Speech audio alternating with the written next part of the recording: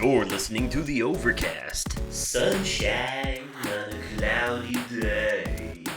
Part of the Oversoul Gaming channel.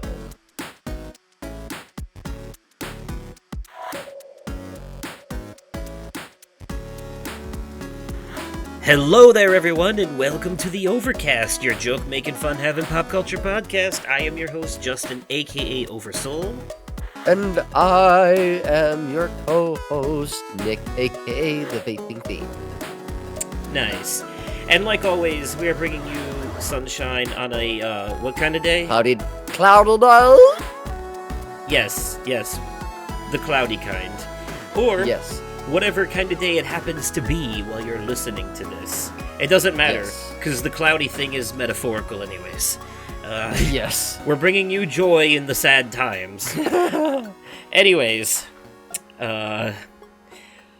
so this episode is going to be a continuation of the previous one, discussing the Summer Game Fest stuff, a little bit later than last time, getting on it for the stuff that happened, because it's been a week now. But, still, we get to this when we can, and we weren't gonna not talk about this, especially after Xbox is showing, because holy hell. They had a lot to talk about. It wasn't just a lot, it was the presentation itself was really well done, but we'll talk about it. We'll talk about it because before that, it's only been a week. Normally we record these every other week, but it's only been a week this time. And so, Nick, I have to ask you, has anything happened in the past week worth updating? Well, a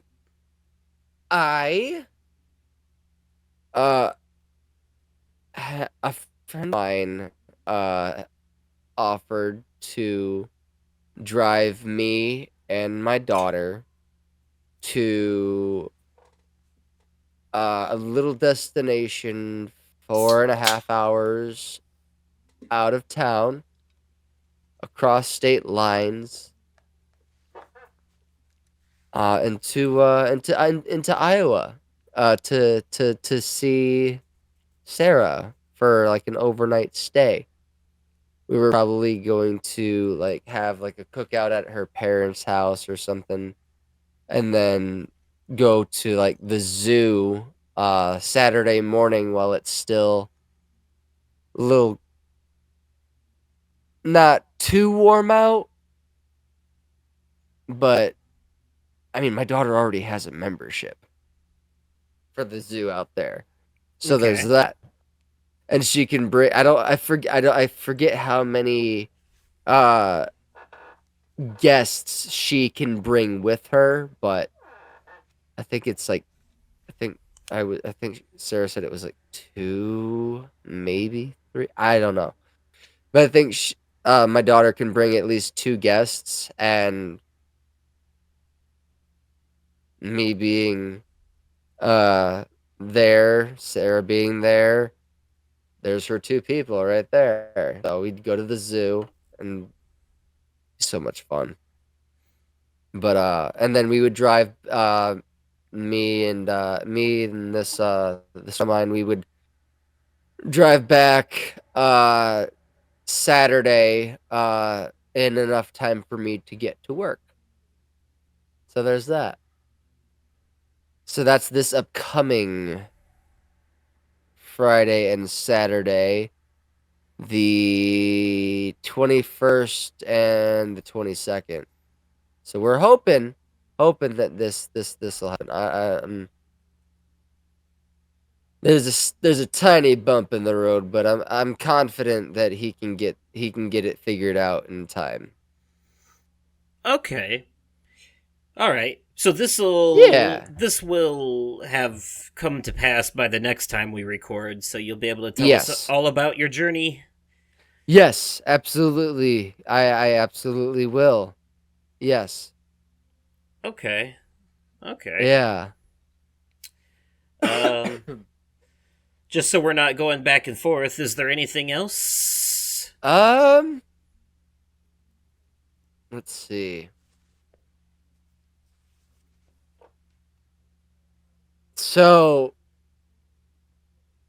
I was feeding my daughter today, right? She had a burrito because I made chicken tacos for dinner last night, and I made her some of the leftovers. And after she had got done eating, she's like, "I want ice cream." I'm like, "Okay, I can get you some of your ice cream out of the freezer." She said, "No, ice cream truck." Oh, there's an ice cream truck outside. The neighbors across the street were having a graduation party, so this ice cream truck stopped in the middle of the road, and I'm like, "All right, I'll go see if they have anything dairy free because you have allergies." And thankfully, yeah, they had some dairy free options. So I got my daughter a cotton candy twirl popsicle, and she devoured it. Nice. Yeah, cotton candy is always a good flavor. But no, It's the best. It's the best Blizzard at Dairy Queen. right. So I'm. I have to say, I give my kid props for being the one to point out the ice cream truck, because I, for the life of me, could not hear it through the glass of the kitchen door. But no, she saw it. Starting to get the old man ears, are we? I'm telling you. It's okay. I've got the old man lower back. Yeah, I mean, there's that. Man, no, it's uh let's see, we got Father's Day coming up tomorrow. Uh Speaking of Father's Day, I treated myself to a Father's Day gift, and I figured now since I'm in the community, I'll have a better appreciation for this movie. I bought a digital copy of the Rocky Horror Picture Show. And Nice. I on a whim, I just decided to add the Tenacious D cover for Time Warp to my workflow playlist, the playlist that I listen to while I'm at work. And I'm like, I kind of want to give this movie another shot. So I looked it up on Apple TV. It was $7.99. So I'm like, okay, cool. This is cheap enough. I think I can treat myself with this. So I think Sarah and I are gonna watch it. We're gonna watch Party It tomorrow. Tomorrow night. Um. And I also have. Oh, I've got a WWE pay per view to watch tomorrow too. That happened today, actually, this morning. It happened this morning. It happened this morning because it was on the opposite side of the world. It happened in Scotland. It happened in Scotland as Clash at the Castle. Okay. So I already know the outcome of the main event, and I'm happy about it, but I want to see it for myself because CM Punk got involved, and I called this one a mile the fuck away. Considering CM Punk is trying his he's not trying. He's getting under Drew McIntyre's skin, and he fucking succeeded to the extent where CM Punk was the special guest referee in Drew McIntyre's title match, getting under his skin. So I am excited to see how things turned out, just to see how much I'm going to laugh. Because CM Punk at this point is a walking troll. Hmm. Yeah.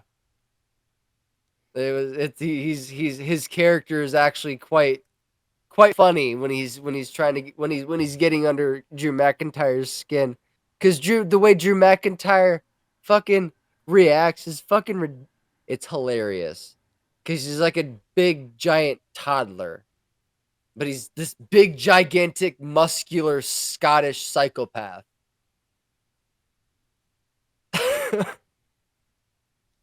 Huh. Yeah, no, it's fucking hilarious. Like one of the more recent episodes of Monday Night Raw, there was CM Punk has been out on injury since fucking the Royal Rumble. He so Drew McIntyre is thinking, oh, he's sitting at home. No, the CM Punk is up in one of the sky boxes. The spotlight's up on him. CM Punk's like, I'm not sitting at home. I'm right here, you little bitch. Just getting under Drew McIntyre's skin. And by the time Drew McIntyre makes it up to said skybox, CM Punk is already down in the ring. Nice. It's like the ultimate game of cat and mouse, and I'm here for it, and it's fucking hilarious. CM Punk being Jerry in this situation, Drew McIntyre being Tom. Nice metaphor. So fucking funny. Alrighty. Oh, what you got? Not a whole lot, honestly. Sky and I started playing the Dark Pictures games, and we did we're going for the platinums in them, which require several playthroughs, because you have to do a solo playthrough, you have to do a co-op playthrough, you have to do a movie night playthrough, and there's a lot of stipulations. So we decided if we had to get a co-op trophy anyways to get the platinums, then we might as well play them together. There you go. So, here's the thing. If you don't have anybody to play those games co-op with, it's fine, because if you download the free Curator's Cut DLC after you've beaten the game once, if you play it again on Curator's Cut mode, you will play as different characters in the scenes, and sometimes you'll see entirely different perspectives. You'll see the side of things that the other player would see. So like how in Man of Medan, if Conrad is on the ship, there's a part where he's being chased by a ghost, but the ghost that he's seeing is just Fliss, but he's hallucinating. There's if you're player 1, you're Conrad in that scene running from the quote-unquote ghost, but if you're player 2, you're Fliss, and all you see is Conrad freaking out at nothing. And that kind of gives extra perspectives to things, Okay. And so, but if you play the game on Curator's Cut mode, then during that scene, you would be playing as Fliss. You'd be getting the player 2 perspective. That's what Curator's Cut. Curator's Cut is basically a single player version of the player 2's perspective from co-op mode. So basically, you get to play the game again, but as different characters. So in the opening of Man of Medan, you're Brad in the beginning. In Curator's Cut, you're Alex instead, and the AI is Brad. So you actually get to see. That actually shows you, too, that in your initial playthrough of the game, the AI was making dialogue options for the other characters that player 2 would normally be making. Okay. So, because these games were actually designed to be played 2-player. But it's also, perfectly fine single-player, too. But it's, they're designed to be played more than once to get different outcomes, too. Is part of the experience. Right. It's part of the experience. And that's why there's a Curator's Cut. But anyways, so we decided we're going to play through each of them. I mean, it's not blind for me because I've played all 4 of them, but for her, this is her first time with each of them. So we're going to play them blind, and I'm not going to tell her anything, and she's getting the player 1 experience Okay. So I'm getting the player 2 experience, so it's new for me too in different ways. Um, Right. I'm seeing scenes I never saw before. There was Uh-huh. like we've only done Man of Medan so far, but like going for the trophies in this game, I've seen all kinds of shit I never did before. Because Mm-hmm. the first time I played the game, I had Conrad escape on the speedboat right away in the game, so he wasn't on the big ship with the rest of them for the rest of the story, and Okay. Brad wasn't hiding, so he came with us right away, but in my subsequent playthrough, Conrad came with them, and Brad was hiding down below when they went on there, so he came onto the ship later and goes through a whole extra section I've never seen before by himself. Um, Mm-hmm. I also learned how to like stop Fliss from hallucinating in the ballroom, which is something I didn't know before. I've seen a boss battle between Conrad and the leader of the pirates in an Mm-hmm. area with a garage door that you have to not let fall on you. Okay. Yeah, it's crazy how many different outcomes there are in this shit. Um, Fair. so yeah, if you've only played the game once, you haven't seen everything for sure. Right. maybe seen like a fourth of it. Um, and Okay. there's so many different ways characters can die, so many different deaths. Um, Fair enough. but yeah, so we're playing blind, so she can get the initial experience as player one, Okay. and then we decided after we play blind, we'll do a second playthrough where we'll switch perspectives, and then we'll use a guide to go through and get all the collectibles and stuff, and keep everyone alive. Um, Okay. our first playthrough of Man of Medan, blind playthrough for her. Conrad and Brad died. Okay. But they patched Man of Medan and Little Hope to have difficulty options like House of Ashes and The Devil in Me do. Okay. So Nice. now you can play the games on forgiving difficulty, and the heartbeat sections are 1,000 times easier that way because it's only one beat instead of two for each one. Right. And the QuickTime events are also easier, and there's accessibility options you can turn on to make it so the QuickTime events are always the X button, or they don't time out. So, like, if the timer runs out, they just sit there until you press it, and the only way to fail them is by intentionally hitting the wrong button. Yeah. Stuff like that you can turn on to make the game easier. Um, Yeah. so we did that for the second playthrough. We played the game on medium for the first playthrough with normal QTEs and stuff, and then for the second playthrough we're playing on easy with accessibility options to ensure everyone stays alive Right. because we want to get the trophy for everyone lived. That. Yes. That's one of the gold trophies, and there's one for everyone dying too, which is actually really easy to pull off in Man of Medan if you learn the name of the ship. You can actually get everyone killed at once in the post-credit scene if you don't escape on the boat.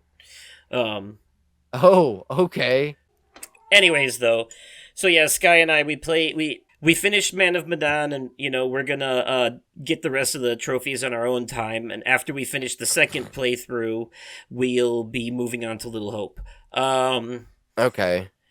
Anyways, today I went to see Inside Out 2, and Oh, nice. I really enjoyed it. I I won't give like a full review here. I'm actually gonna save that for my for the media corner of our next episode.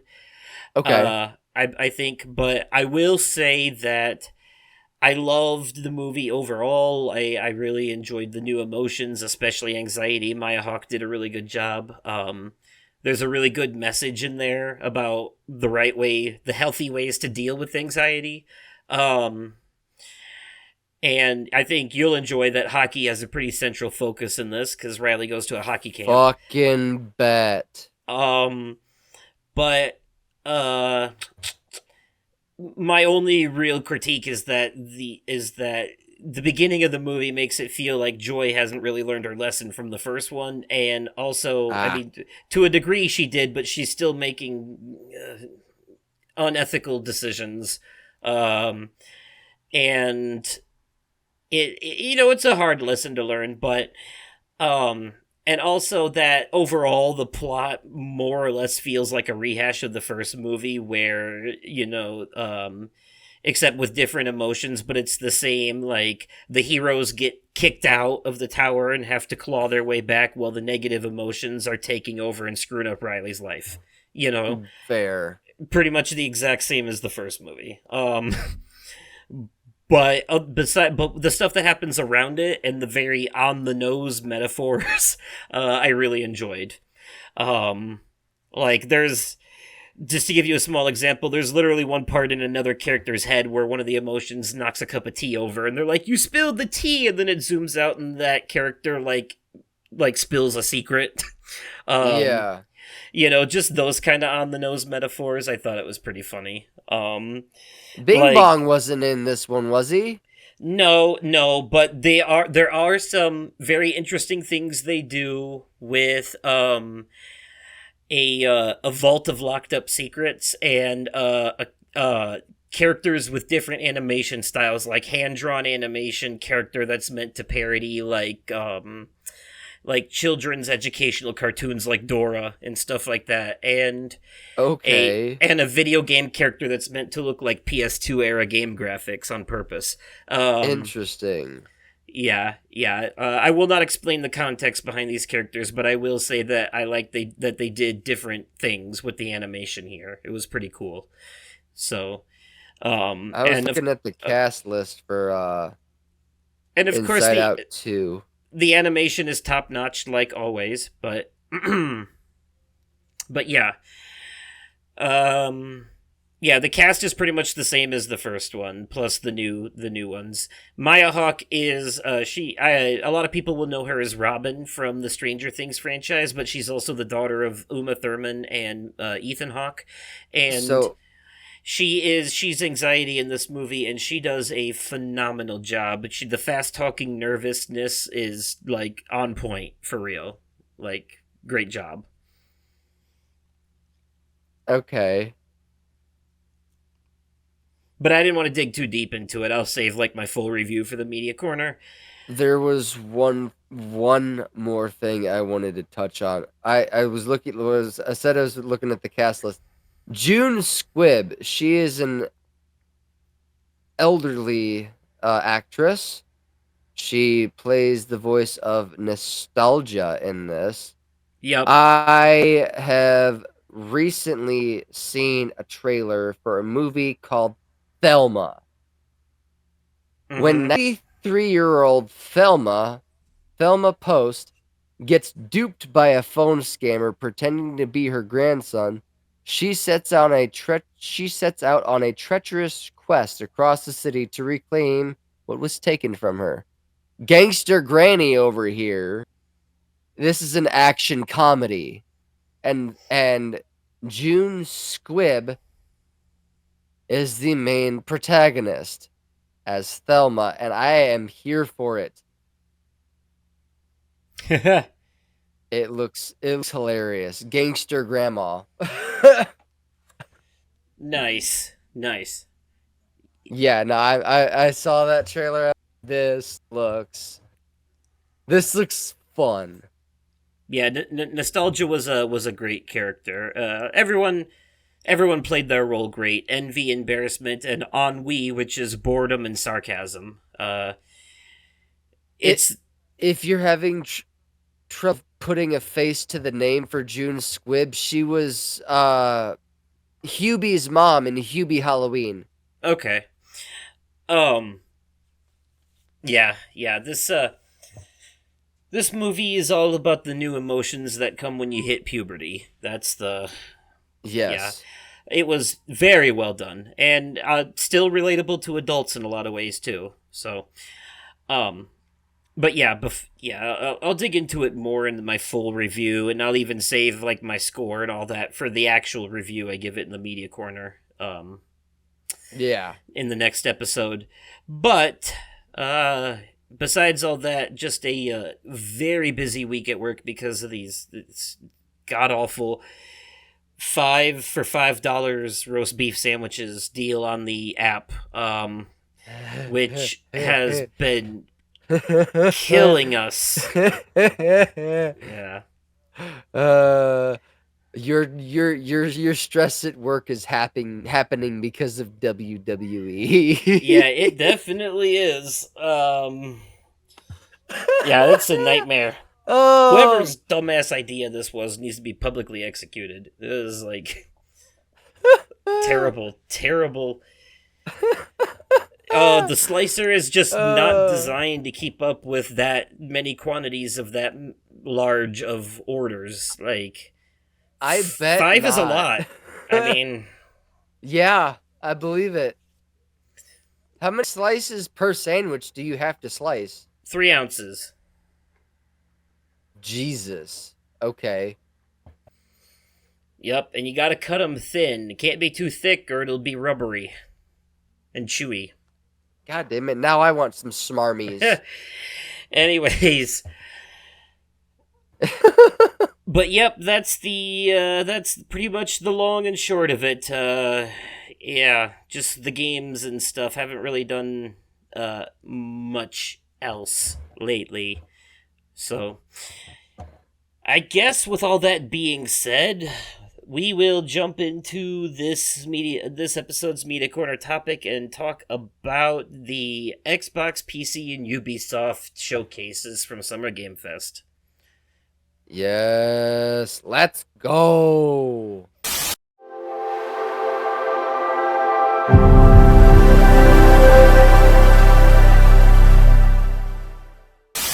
Alright, everyone, welcome to this episode's Media Corner topic combo. We're gonna continue and finish our conversation from last week about the Summer Game Fest stuff, because there's a few things that have happened since then that have to be talked about. Now, it's worth noting that absolutely, at the time of recording this, Nintendo still hasn't done anything this year.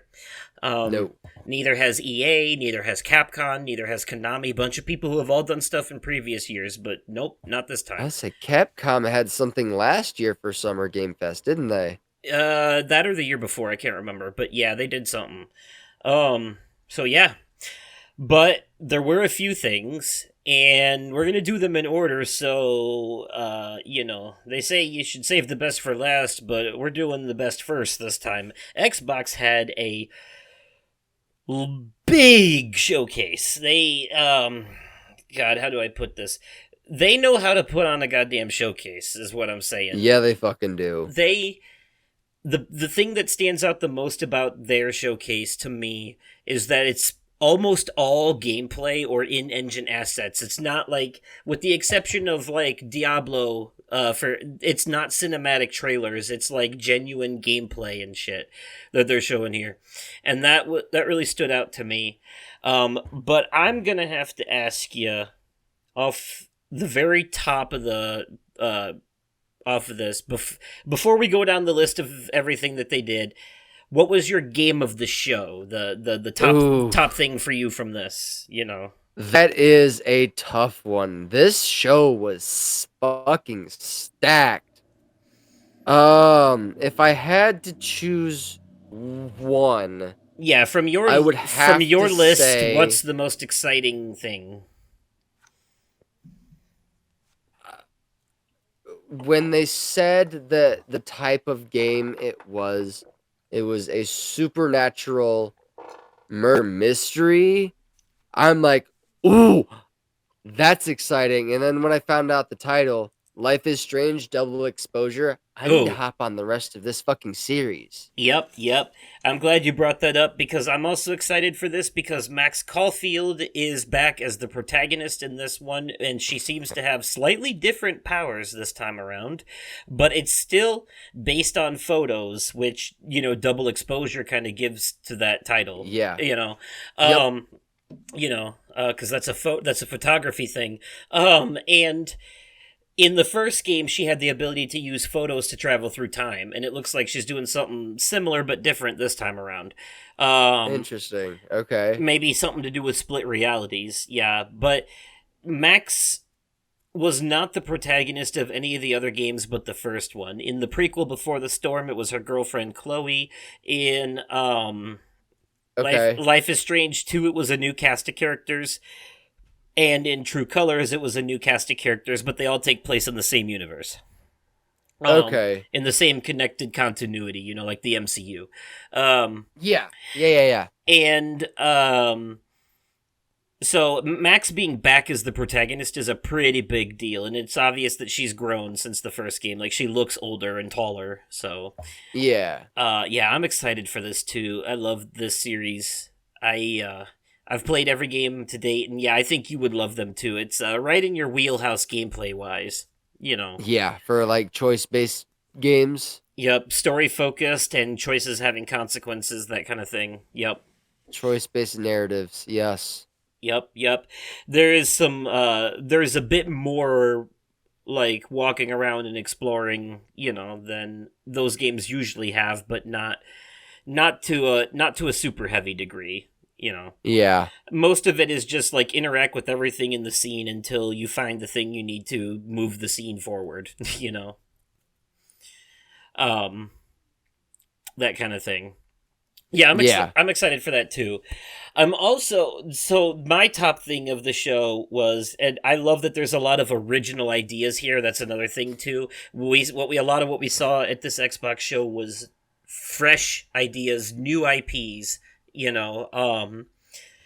Original games, and one of those was Claire Obscure Expedition 33, which I am super into for several reasons. One, it's got turn-based combat, which is my favorite kind of RPG combat, but it looks like it has the kind of turn-based combat that has QuickTime events in it, kind of like, South Park, the Stick of Truth had. Hold on a second. I thought Dragon Age came before Claire Obscure. Maybe in the list of announcements, but not for my top game. Oh, fair. Yep. No, you're right. Yeah. Okay. So yeah, this would be a big deal for me because there is a subset of turn-based RPG that has that where you hit the button at the right time and do extra damage. Yeah. Legend of Dragoon, Paper Mario, South Park, The Stick of Truth did it. Stuff like that. And same for blocking, goes the other way too. This game is going to have that, but it looks like it's a spiritual successor to a highly underrated Xbox 360 game called Lost Odyssey. Okay. It's just giving me similar vibes. But it's not just the fact that this looks like a turn-based combat version of a Souls game that's selling me. It also is, because it looks like you can block attacks in real time too.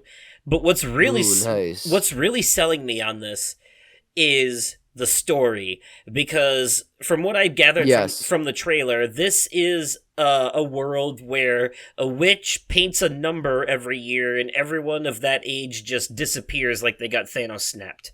So this game is about a crew of people going on an expedition to hunt this witch down and put an end to her, so that that this stops happening. Because it's basically a lottery every year of like which age group is gonna die, because it's right. It all depends on whatever number the witch paints. It could be 47, it could be 13. And yeah, so that's, God, I love this as a story idea. This is so cool. Hell yeah. So that definitely makes it my top game of the show.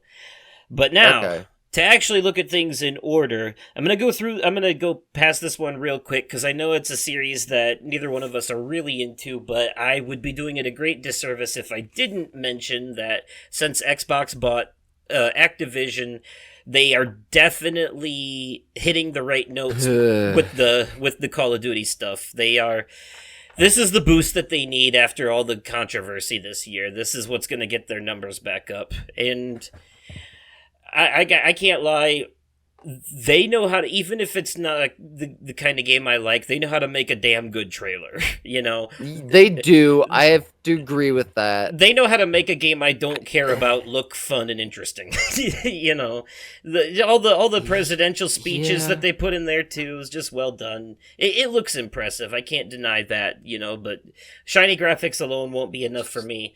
That being said... No, definitely not. Knowing that it was going to be free on Game Pass, I was interested in it, and knowing that the series has started turning, like, the campaigns have started turning towards showing the horrors of war and being more realistic and gritty rather than rather than making it look fun, quote unquote. Yeah. Yeah, the old Call of Duty games used to basically be a military recruitment tool. Now they're more like a warning. I would say, because they have like torture scenes and shit like that are, you know, they're not, Jesus. Okay, they're not pretty. From what I understand. Not. So that has actually kind of drawn me in because I enjoy a dark narrative, and I thought, well, if they're going that route with it, then maybe the campaigns lately might actually be good. But what's stopping me is the file size is way too fucking big. I looked, Black Ops 6 is already available for preload on Game Pass. It's 300 gigabytes. There's no way. Yeah. Holy shit. You know, and I'm like, can I just download the campaign by itself? I don't care about the multiplayer. I just want to play the story and see how, you know, if it's any good, you know, that's, you know, the online is toxic anyways. I'm here trying to be open-minded, but y'all are making it hard with this huge file size. Right, that's what I'm saying. Like, I don't want to make room just for a game that I don't give a fuck about. I don't want to, like, take space off my primary console. Yeah. Just to make room for a game that I give less than 2 fucks about. Yeah. But I do, at some point, I do want to check out the Modern Warfare remakes, because I heard those are the ones that have the good story, like the good campaign where it has a good message about war. It's not all it's not glorifying it like the old games did. It's making it look like the horror that it really is. Even though I honestly don't know if I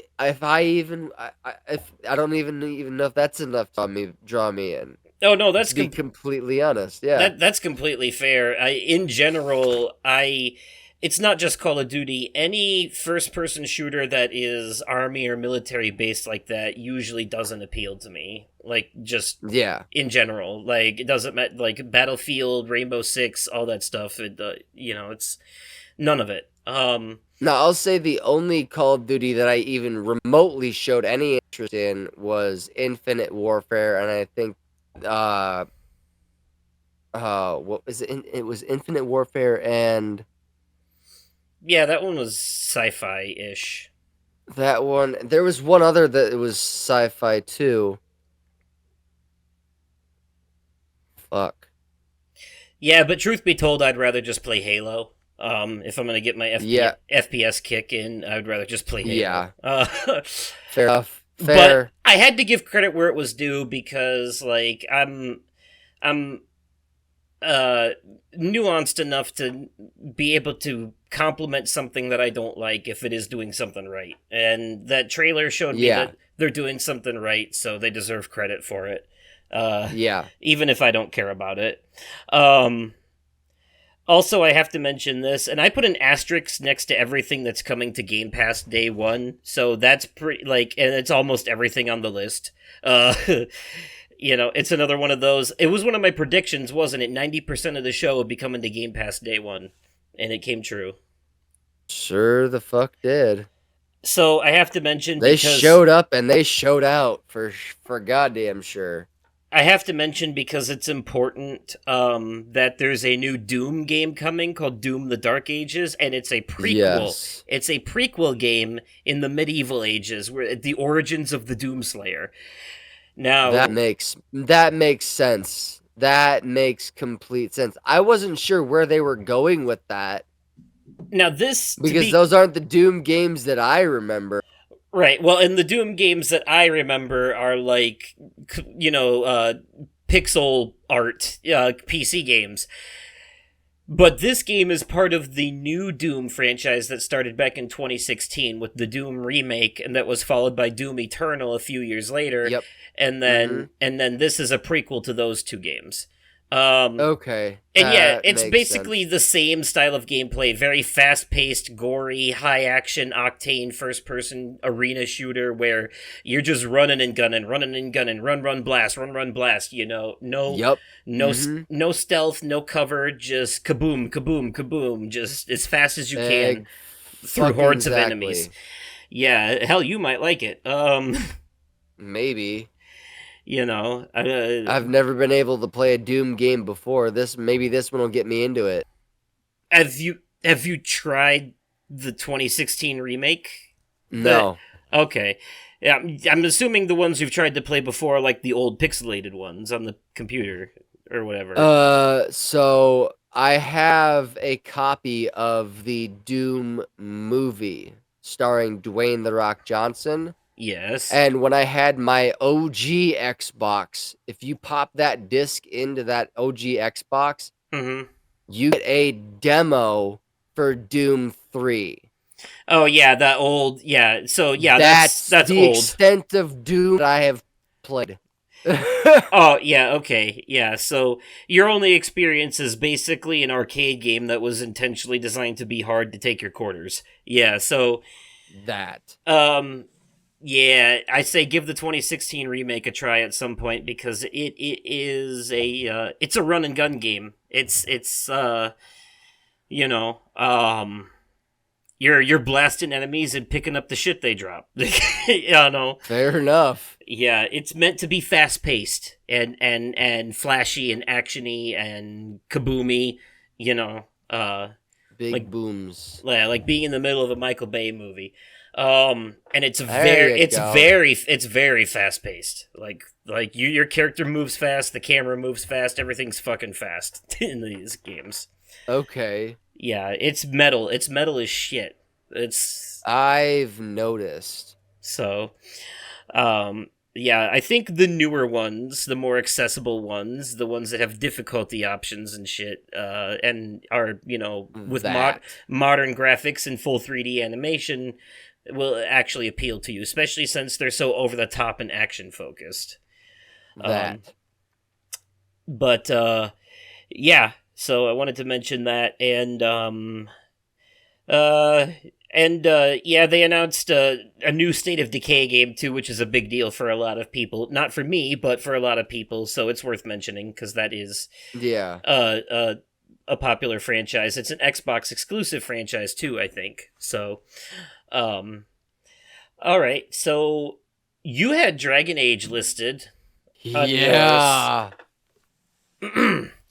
I didn't know what this was at first, and when it was revealed that it was Dragon Age, I'm like,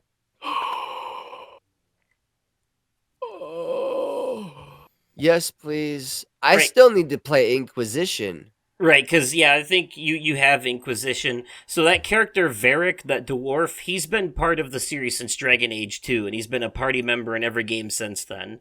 Um, Okay. yeah, he's a pretty long running character, but the games are designed that you can play each of them standalone. You don't have to go all the way back. Dragon Age Origins, you probably wouldn't enjoy anyways because it's very self-playing and strategy focused, whereas Yeah. Dragon Age 2 and Inquisition and Onward are more action focused. So Mm-hmm. Dragon Age Origins was meant to feel like you were playing D&D. Honestly, it had the most player agency and character Fair. customization and all that. And you could like even choose your origin. But they have a lot of that in the other ones too. Human, elf, Canary, dwarf, whatever you want to be. All that stuff. I think in Dragon Age 2 you can only be a human, but you can also choose to be a warrior, rogue, or mage, at least. Um, So, random thought, completely off topic, but when you said Dungeons and Dragons, I instantly thought Baldur's Gate 3. My question is, where the fuck was Baldur's Gate 1 and 2? on Or the was P- that ever... on the Huh? PC ages ago. Okay. Okay, never mind. That tracks. Yep. That Kind of like tracks. kind of like the first Diablo was like a very old PC and PS1 game. Yeah. Some of these franchises have been running for ages. But yeah, so for me, having played all the other Dragon Age games coming up to this one, I was very confused by this at first, this trailer, because of the animation style, and at first, the gameplay looked like it was going to be one of those isometric Diablo-style games in this trailer, but a few days later, on Tuesday, BioWare released a 15 to 20 minute gameplay video of this game that's like the first 20 minutes of the actual game. And I watched that, and that gave me hope, because that is an actual, like, real-time action. It looks like Inquisition's combat. It's basically the same as that. Okay. So I'm like, okay, you know, but I have to remember, I remember also, seeing the announcement trailer for Inquisition. It's a completely different team and stuff too. Now it's still BioWare, but there's different people there, and so I know they're working on limited resources and all that. So I'm not going to judge the animation too harshly or anything like that. It still looks fine, right? Yeah. But the gameplay is what I was worried about. But then when they actually released the actual gameplay video, I was like, oh, okay, this looks fine. I am into this. Yeah. I'm looking forward to it, especially with Varric being one of the main characters again, and his crossbow Bianca. It looks like Elf Scout Harding has returned in this one as well, and they just gave like a whole cast of all those characters they showed in the trailer are going to be your party members in the game. And stuff. And Dragon Age, much like Mass Effect, is a series where you make dialogue options that change things, change the fate of characters. You can romance your party members. Yes, sir. There's all kinds of stuff going on. So, yeah, it's freaking awesome. I actually, before Inquisition, if it's possible at all, I'd actually recommend starting from Dragon Age 2 for you. But okay. I don't think that's possible at the moment, because I think it was a PS3 game. Oof. So yeah. Unfortunately, unless they come out with a fucking remaster. Yeah, the only MSOL. Yeah, that's one of the advantages that I wish PlayStation handled backwards compatibility a little bit better, because it's handled perfectly fine over on the Xbox side of things. So Dragon Age Origins and Dragon Age 2 as 360 games can both be played on the new Xboxes, and they are like upscaled with increased frame rates and stuff. Like, they do backwards compatibility right on the Xbox. The Xbox basically remasters the game as you're playing it. Is how they handle it. Okay. So, yeah, if you have a TV that supports HDR, some older games will have HDR support, and sometimes they'll have an FPS boost. So instead of being at 30 frames, they'll run at 60 frames. And, I replayed Final Fantasy 13 recently, the 360 version, on the Xbox Series S on my 4K TV, and it looked fucking amazing. I was impressed. Nice. For a game as old as it is, that was on a DVD back then, that's a goddamn, you know? You're right. So, yeah, it does a good job with the upscaling. So, yeah, I believe it. Yeah, if you have the newest Xbox generations, Series X or S, you basically have 3 generations worth of games you can play on it, because it's backwards compatible with Xbox One and 360 and original Xbox games. So 4 generations, actually. Hell yeah. Yeah, that's a pretty big fucking deal, and a lot of them are on Game Pass, too. Right. So, yeah, meanwhile, PS3 games on the PS5 gotta be streamed if you have premium. You have to have premium on top of it, but they can only be streamed through the cloud. That being said, PlayStation did recently start adding PS2 classics to their premium tier. The first 3 they added were Sly Cooper, Tomb Raider Legends, and Star Wars: The Clone Wars. Okay. And these are all the original format versions of them. So, like, the Sly Cooper game is the original PS2 version, not the PS3 HD remaster. Okay. So they're ports running on a PS2 emulator, and they've been a little bit upscaled. They have, just like the PS1 and PSP games, they have the save anywhere and rewind feature, so if you mess up, you can rewind the game and try again. Makes sense. Yeah, the PS1 and PSP games have that too on the PS5. Okay. And um, and it has trophy support too, so they added that. Nice. All that. So yeah, so PS2 classics are starting to sneak their way onto the PS5, and you don't have to have premium. You can actually buy them separately too. Like Sly Cooper is only $10, for example. So okay, that's pretty cool. But anyways, beyond that, I'm glad you're excited for this Dragon Age game, because I am too. By the way, this used to be called Dragon Age Dawn, Dreadwolf, and they changed the name to Veilguard, for some reason. Okay. But, also, Starfield got a huge update that they announced. Yes, they did. Shattered Space expansion, plus update patches that have added features that people have been asking for a while that frankly should have been there from the fucking beginning.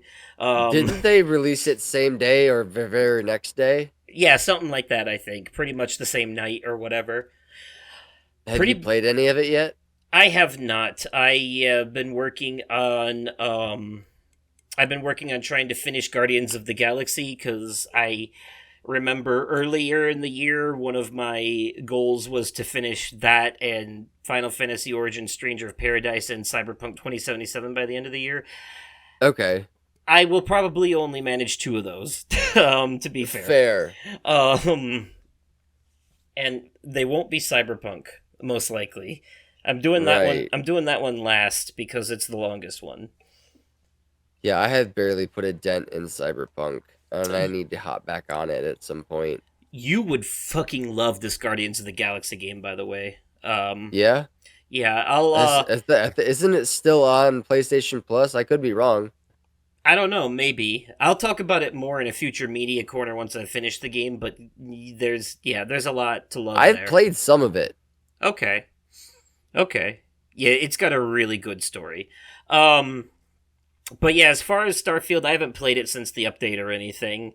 And on that same note, I haven't played any Fallout 76 either. Haven't even tried it because it's multiplayer only, and I'm very picky about multiplayer. But that's fair. But I did notice in the update that they added to old Fallout 76, you can now play as a ghoul. Ooh, which are like in Fallout lore, ghouls are people who got exposed to too much radiation and started mutating. Got it. Okay.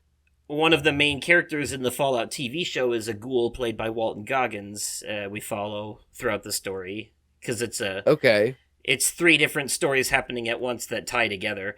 That is a show that I think gives The Last of Us a run for its money in terms of good video game adaptations, and it's a show that you don't have to know shit about Fallout in order to enjoy it, because it's a completely original story in that universe. Fair enough. And it's pretty self-explanatory. You don't have to have ever played a Fallout game or even know a damn thing about Fallout in order to enjoy it, because everything you need to know is right there on the screen. Fair enough.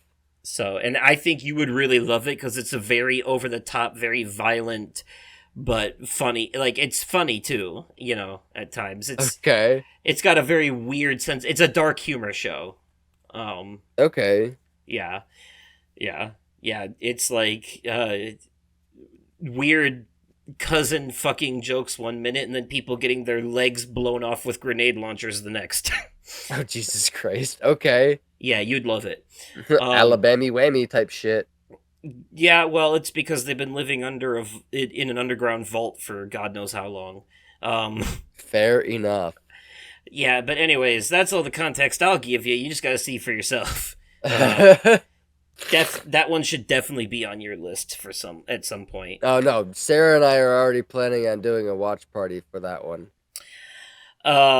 So yeah, let's talk about South of Midnight, because I really like the animation of this. Not only does it look kind of claymation-y, but also it's got that like skipped frame rate, low frame rate thing that a lot of animation's been doing now that I kind of like. That Spider-Verse popularized. Yep. That and the Puss in Boots: The Last Wish. Yep. Some of the scenes were like that. New Ninja Turtles movie did it. Yeah. Yep. Mm-hmm. So I like that, and I like the art style here. It looks like it's basically a throwback, another original idea too, but gameplay wise, it looks like it's a throwback to the classic, 3D platformers of the PS2 era that I grew up with, and I'm really here for it because it's been a while since we've gotten a really good game like that, and I've been looking for something to scratch that itch for a while now, Yeah. That's why I downloaded and went back and started replaying the old Sly Cooper. I'm like, man, this takes me back. So, yeah, and I just like the setting, too. It's like in a Louisiana bayou or something like that. Yes. It looks so cool. I love the animation style, absolutely. Hell yeah. I wasn't going to get through this without mentioning the remake of Metal Gear Solid 3, Metal Gear Solid Delta. We got a new trailer for that. And this one has all kinds of gameplay in it. All kinds of gameplay. Yeah, it does. Now, last year, all we got was a cinematic trailer in which you got jump scared by a snake. A goddamn fucking snake. Yeah, because it's in the jungle and they were doing a thing, and I think it was meant to be symbolic because the character's name is Naked Snake, but but now that you've seen a gameplay trailer with decidedly no snakes in it, besides a guy whose code name is Snake, but that doesn't count, but now that you've seen a gameplay trailer of him doing hand-to-hand combat and stabbing people and shooting people and running through the jungle and shit like that and driving on cars and shooting at motorcycles that are chasing him, what do you think of it now? Like, how does that... It looks playable. That's one way of putting it. I would definitely say it's playable considering it's a modern remake of the most popular game in the franchise. Right. Probably one of the top selling PS2 games of all time. But sure. Yeah. I know you mean for you though. Yeah, no, it's for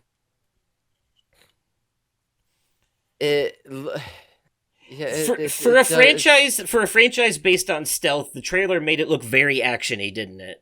It most definitely did. Which I think was intentional to make it more accessible to people like you. Because it looks like what they're taking the gameplay from Metal Gear Solid 5 and putting it in Metal Gear Solid 3, and Metal Gear Solid 5's gameplay was more action focused. Okay, that makes sense. Yeah. And this isn't really a war game. This is a tactical espionage game. So less Call of Duty, more James Bond or Mission Impossible. Okay. That tracks. You can be stealthy if you want to. You even get a tranquilizer gun, or you could just run in guns blazing and fuck everything up. And it'll actually affect... Fair enough. There's a scene in the game where one of the bosses you're fighting forces you to walk through this stream, and you start hallucinating the ghosts of all the people you've killed in the game so far. It's pretty cool. Yeah.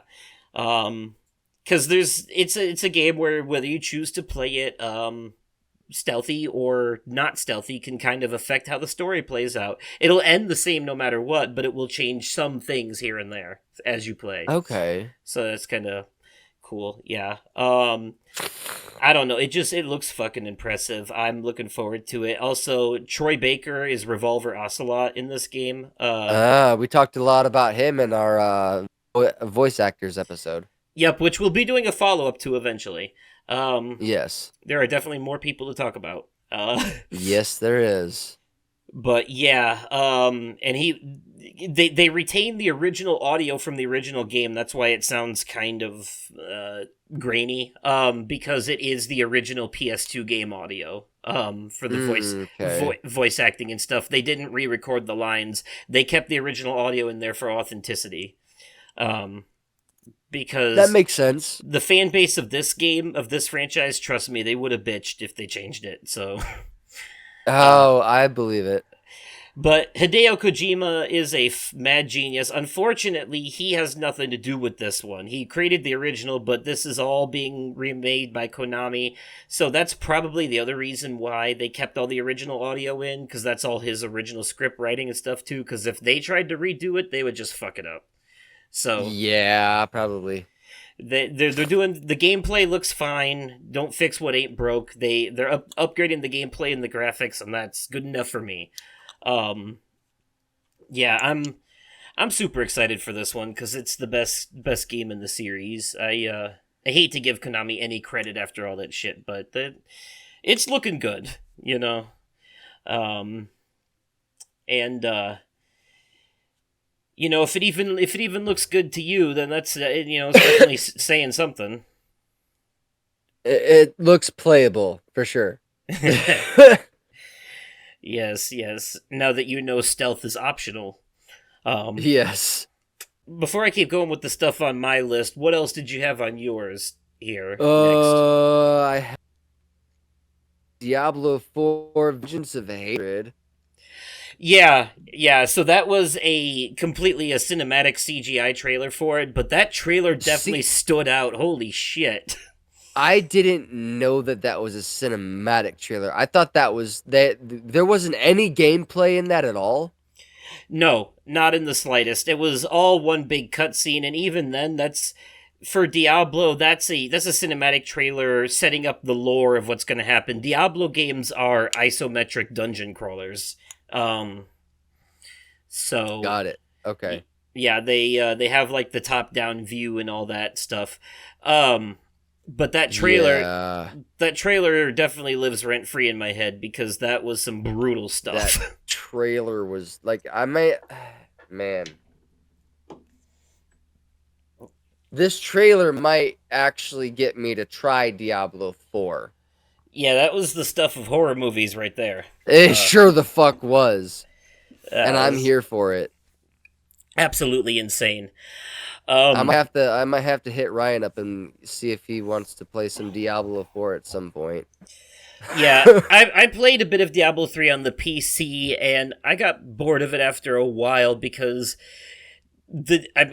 but I went back and played it on console and enjoyed it more over there, and the reason is, if you're playing Diablo on the PC, the gameplay is almost nothing but clicking on shit. It's just click, click, click, click over and over again. Yeah, no thank you. If you know, click to move, click to attack, yada yada, you know, and then there's hotkeys for your items and special moves and stuff on the keyboard. Yeah. But if you're playing on console, it's more, you know, stick to move, square to attack, and it feels more, you know, like the way you'd want it. It feels more natural, yeah. Yeah. So, it feels less repetitive. That I would say that way. So there's more variety in the controls. Drive me fucking bonkers. Yeah. Yeah. So when I played Diablo 3 on the console, I was like, oh yeah, this is much better for me personally, you know. Yeah. You know, PC elitists are frothing at the mouth right now, but but for me it's just more comfortable. Some games do play better on the computer. I'll give them that. This is not one of them. No, definitely not. Not for me anyway. I see that's another reason why I never got into World of Warcraft. Yeah, fair enough. Constant clicking, that, and it costs money. I'm good. I don't want to put that. I mean, I'm still tempted to play Final Fantasy XIV regardless of the monthly price, because now they let you play for free up to level 60. So, like, you can get pretty fucking far in, and you can play the first 2 expansions for free, too. So, it's... Nice. Yeah, so they give you a lot of the game for free, but, like, you know... I don't know if I don't want to invest that much time in a game that doesn't have an actual ending. Right. That's why I usually stay away from MMOs. I need my games to have a roll credits at some point, like, so I know when I'm done with it. Yeah. So, yeah. But, yeah, that trailer did look really good. I wrote down, Perfect Dark remake, because Perfect Dark was it was an original Xbox game, and to see that it's getting remade looks really cool because it's it looks like they're changing some things up, because they showed, like, the shooting and stuff you'd expect from Perfect Dark, but there was also some parkour in there, some really interesting, like, Mirror's Edge level parkour in that trailer. Which game was this? Perfect Dark. Perfect Dark. Okay. Yeah, and this is actually a remake. Interesting. Too. Okay. Yeah, so I mean, I'm here for it. I'm willing to give it a try, especially because it's also going to be free on Game Pass day one, and of course it is because it's a first-party title. Yeah. When I heard that they were remaking a classic Rare game, Rare being the name of the company, not the game itself being Rare, Right. I thought originally it was going to be Banjo-Kazooie. Really? Yeah. Okay. Rare was behind a lot of, like, classic N64 games that got ported to the 360 in this collection called Rare Replay, including Perfect Dark, Banjo-Kazooie, Conker's Bad Fur Day, all kinds of stuff like that. Okay. Yeah. Viva Pinata was one of them. I remember Viva Pinata. Yeah. So, yeah, they were all part of the Rare Replay collection, and yeah, Perfect Dark was one of them, and Banjo-Kazooie I'm expecting to get remade at some point. It's just it's gonna happen, I think. It's up there with Crash Bandicoot. Yeah, I would say. I would also Spyro. I would also like to see a remake on that same note of the Donkey Kong 64 for the N64. The one that yes, please. The one that had it had Donkey Kong, Diddy Kong, Tiny Kong, Chunky Kong, and Lanky Kong, 5 different ones. They each had their own different fruit guns, and they each had their own different levels you had to go through and find all the hidden items and shit. As they each had different powers. Yeah. Yeah. But I would love that. So Perfect Dark remake is a good start, though. I'll take that. Yes. And I also wrote down Flintlock Siege of Dawn really briefly, just because it's a Souls-like. So, like, I'm gonna go into it with cautious optimism because, again, free on Game Pass. But yeah, I like the look of it because the combat was very, like, I distinctly remember a part in the trailer where she jumps off the enemy's head into the air and then pulls her gun out and shoots the enemy while she's still in the air. And I was like, this is way more fast-paced and actiony than any Soulsborne combat I've ever seen. This looks like a straight-up action game. Right. So, and I thought the animation style was pretty cool too. So I wrote that down so keep it on my radar because I'm definitely interested in that. Next on my list was Fable. Yep, I was hoping you'd say that. Yeah. So this is the 4th game in the Fable series, but it seems to be like a whole new, like, they're just calling it Fable, so I'm guessing it's sort of a soft reboot, See, I've never played any of the Fable games, and this looks really fucking interesting to me, and I am here for it. This is probably it's right up there. It comes in hard number 2 for Life is Strange double exposure for me. So, yeah, this trailer makes it look like they're leaning very extra hard into the British humor, and yeah. And, like, I'm here for it. That guy sitting at the fire talking to the audience gave me very What We Do in the Shadows vibes. That FX show about the vampires, that comedy. Okay. Yeah, it reminded me of that, but so the Fable games, you would actually really like them because they were very comedy-focused, medieval fantasy adventure action RPG games with, say it with me, kids, choices that change the story. And fucking bet. So how it worked with Fable was it was a karma system. You could either become a saint or an asshole based on your choices. Similar to how it works in Dragon Age and Mass Effect, but over there they call it Paragon and Renegade. This is right up my fucking alley. Similar to how it worked in Infamous, where you could be good or evil with your powers. So in the Fable games, your choice is how you treat people. It has complete freedom. Like one of the games has an achievement called Chicken Kicker that you get for kicking so many chickens. Like, it does shit like that. it's one of those, even though it's like pretty open world, it has a guideline, so whatever your next quest is, there's a golden line leading you straight to it so you can't get lost. Yeah. Stuff like that. You can have a wife and kids if you want. The games let you emote to villagers, and you can entertain them or piss them off depending on the faces you make. You can fart on people. Fucking bet. Yeah, it's ridiculous. The first Fable game is kind of dated now. They released a 360 remaster called Fable Anniversary Edition because it was originally an original Xbox game. And Fable 3 is kind of not that great, but Fable 2, if you ever get the chance, that's the one you want to play. Okay. If you ever go back to the old ones, they're all free on Game Pass. So if you ever get the chance, like through Sarah or whatever.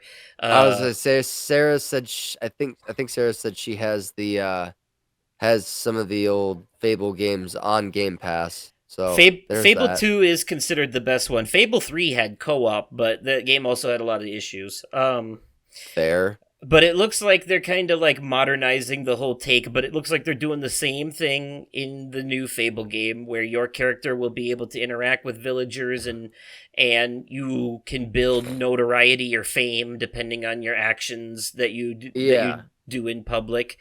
It's got almost kind of like the Skyrim level of freedom where you can become super evil and powerful and make everyone scared of you, or you can become saintly. You can become the king and end up ruling everything and having tons of money and shit. Yeah.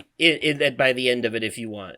And it also affects your appearance too. If you become evil in these games, you start like growing horns and shit. Your eyes turn red. You become looking really evil. Yeah, I'm here for it. Yeah, I'm here for it. So, it's been a long time since we had a Fable game, so I'm very excited for that. Yeah. I think you'd like it. I also wrote down Winterboro real quick because I thought it looked cute. The game about the mice trying to survive in the winter. I wrote down Winterboro because I think it might be a game that Sarah might enjoy because it gives off it kind of gives off a cozy farm game type of game. Yeah, more like a cozy survive in the winter or die of starvation game, but yeah. That a little bit, yeah. But with cute mice. That. Yes. Cartoon mice. But yeah, I thought it looked cool. Mixtape. This was on your list too. Mixtape. It sure was. Yep. So what I like about this is this game has a lot of elements of nostalgia. And I'm here for it. It's an 80s game. It's got that Guardians of the Galaxy soundtrack. Yeah. And yeah, it's an 80s game about like hanging out with your friends in the summer and skateboarding and stuff. And it reminds me a lot of the Life is Strange games. It's giving off same vibes. That's from what I know about the Life is Strange games, I would have to agree. But I also like that this is another game that's doing a very unique animation thing. Not only is it doing the low frame rate thing, like what was the other one we talked about? South of Midnight. It's doing the low frame rate thing like South of Midnight, but on top of that, it's also got a unique animation in general, like the character models and stuff. It's very, very distinct animation. And I'm excited for this one too. Again, day one on Game Pass, so yes, easy grab. Yes. I think you and I had the same next thing on our list too.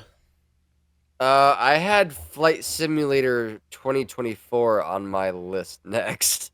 Oh, well, then we didn't. That would be a you thing. Why don't you tell us about it? So with all of the different aircrafts that are in this, I didn't write this down for me.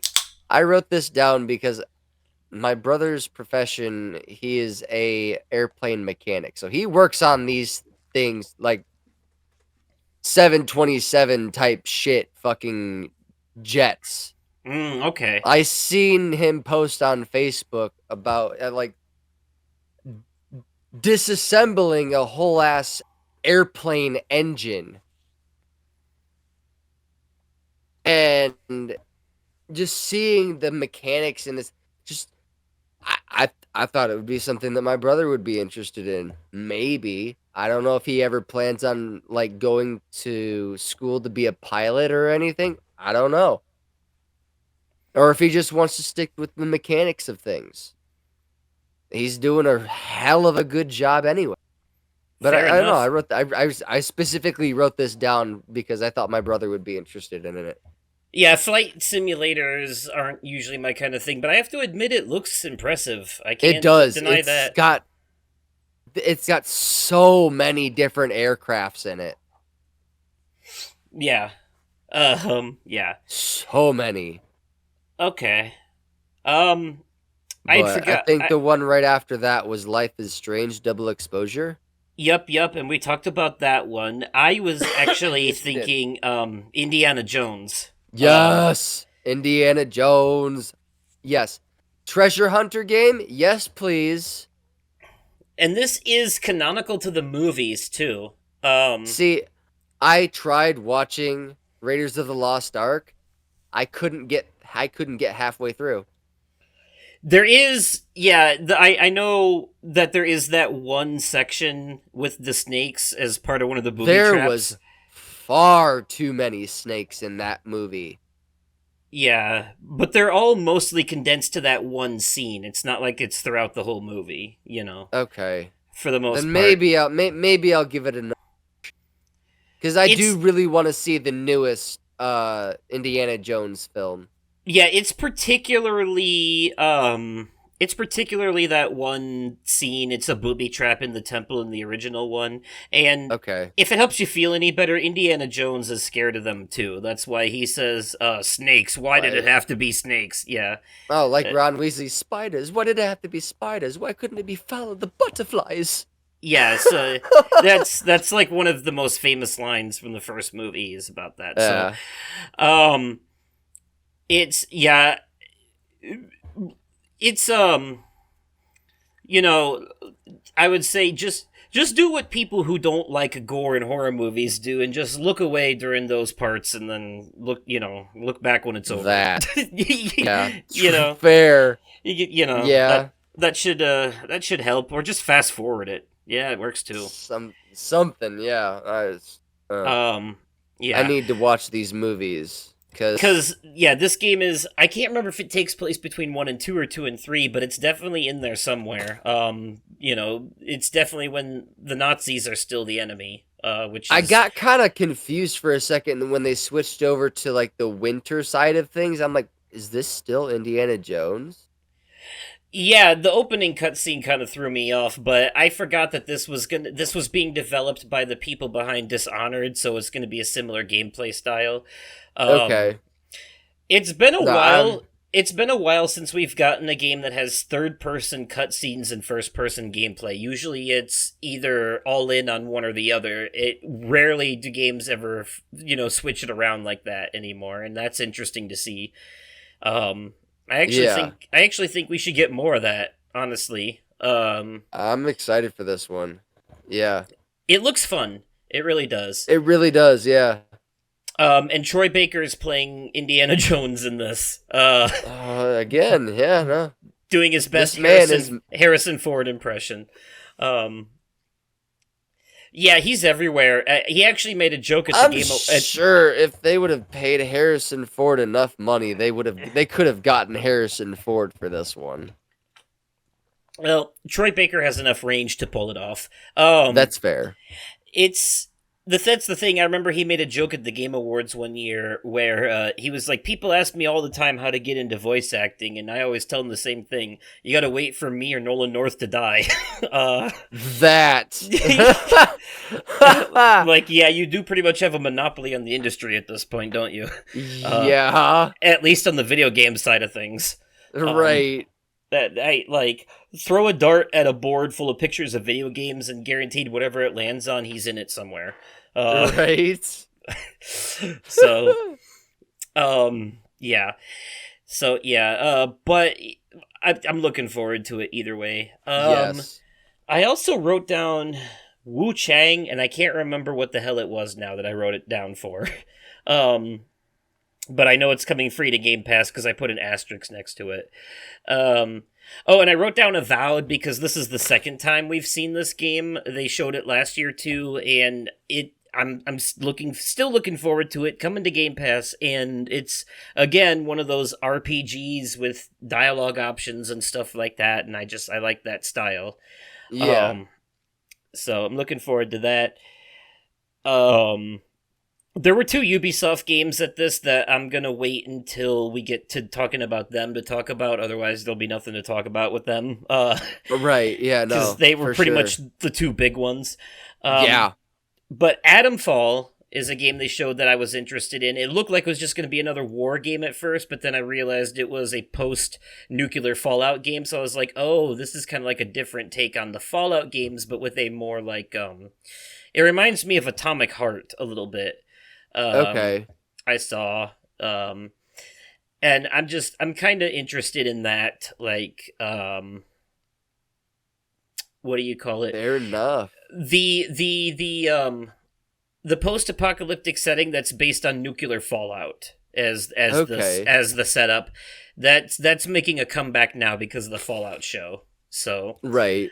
So I'm interested to see what they do here, and the last big deal for me was Gears of War E-Day because this is a prequel to the original Gears of War trilogy. With the original cast coming back as their younger selves, and I had a feeling we were gonna get another Gears of War game. I heard some rustling in the woodwork that there was gonna be some Gears of War announcement. There was gonna be a Gears of War announcement this year. Yeah. The franchise has evolved a lot over the years, but the original Gears of War are probably the most testosterone-fueled games I've ever played. They are the definition of heavy metal. They are brutal and crazy. Like, all the guys you're playing as are these big, huge, clunky, thump, thump, thump guys. Yeah, like... Clunky's a good way to fucking put it. Yeah, and it's because they're wearing these suits of armor that are like 4,000 pounds, and and the way they run and everything, it's a cover shooter, sure, but like you're taking on hordes of aliens called the Locusts that have invaded Earth, and you're trying, take them down, and you're part of these groups of soldiers known as the Cogs or something like that, taking them down. And yeah, you can play it by yourself, you can play it with a friend, and they control one of the other characters, usually Dom, but the first three games were mostly that, like, roar, guns with chainsaws on them, so you're just, like, cutting aliens' heads off and shit, and it's all, like, metal music and all that. And then, around 4 and 5, they started calming down a little bit, and, doing more like an open world thing. Still very same gameplay, like action-focused combat and all that, but but the story opened up more, and because the characters changed, and it wasn't like the old tough guys anymore. We had like Marcus's son, coming in, and other characters. So, so the series is going forward as much as it can at this point. So this game is going to be a prequel going back to the beginning. And I think focusing on, if it's called E-Day, then it's focusing on when the alien invasion first started. I think is what it looks like. And I think John DiMaggio is going to reprise his role as Marcus Phoenix in this as well. Okay. Which is really cool. I enjoy the Gears of War games, actually. It's to me, besides Fable and Halo, it's one of the reasons to own an Xbox. Fair enough. Yeah. So it's Gears of War, Halo, and Fable are basically like the Uncharted and God of War of Xbox. Yeah. They're the big ones. They're the big three. Yes. So to know that there's a new Gears of War and a new Fable coming is really cool for all of this. Yeah. We don't need a new Halo quite yet because we just got one like a couple of years ago. Halo Infinite, it was called. Yes, sir. And it was okay. It had a grappling hook, which was cool. I like the grappling hook. Mm. I like grappling hooks in video games. They're fun. I like when I can just latch onto something and just fucking catapult myself towards it at high speeds. I don't know. Fair. It's so fun. It's one of the best things about Just Cause. You can launch the Just Cause games. You can launch a grappling hook, a two-sided grappling hook into something, then launch the other end into something else, and then those two things will smash into each other. It's fucking beautiful. It's kind of like GTA where you can destroy the environment. What did you have anything else that I didn't mention from the Xbox show on your list? Nope, we covered everything on my list. Okay. Yeah, overall, great show for Xbox. I mean, yeah, the corporate people still came out and did their corporate talky talk. I just want to be very clear, though. Xbox always puts on a good showcase, and a lot of this looks great and all that. It still doesn't justify the shit that they did earlier in the year. It doesn't justify the layoffs and all that. But, no, it sure doesn't. But, this will help them in the midst of all that in terms of numbers. Like, this gets people excited for what's coming next. So yeah, you can both be excited for what's coming next with this and say Xbox had a good showcase and still be disappointed in them for what they've done before at the same time. Oh yeah, absolutely. The two Didn't things they announce 3 new consoles too? They announced upgraded versions of the same consoles where the upgrade is basically just more hard drive space. Like, there's... Fair enough. The Series S normally only comes with 500 gigs. Now they're releasing a version that comes with a terabyte. Okay. For example. That makes sense. Yep. So, and they're releasing a digital-only version of the Series X, the more powerful, yeah. Because the Series X is more powerful than the S.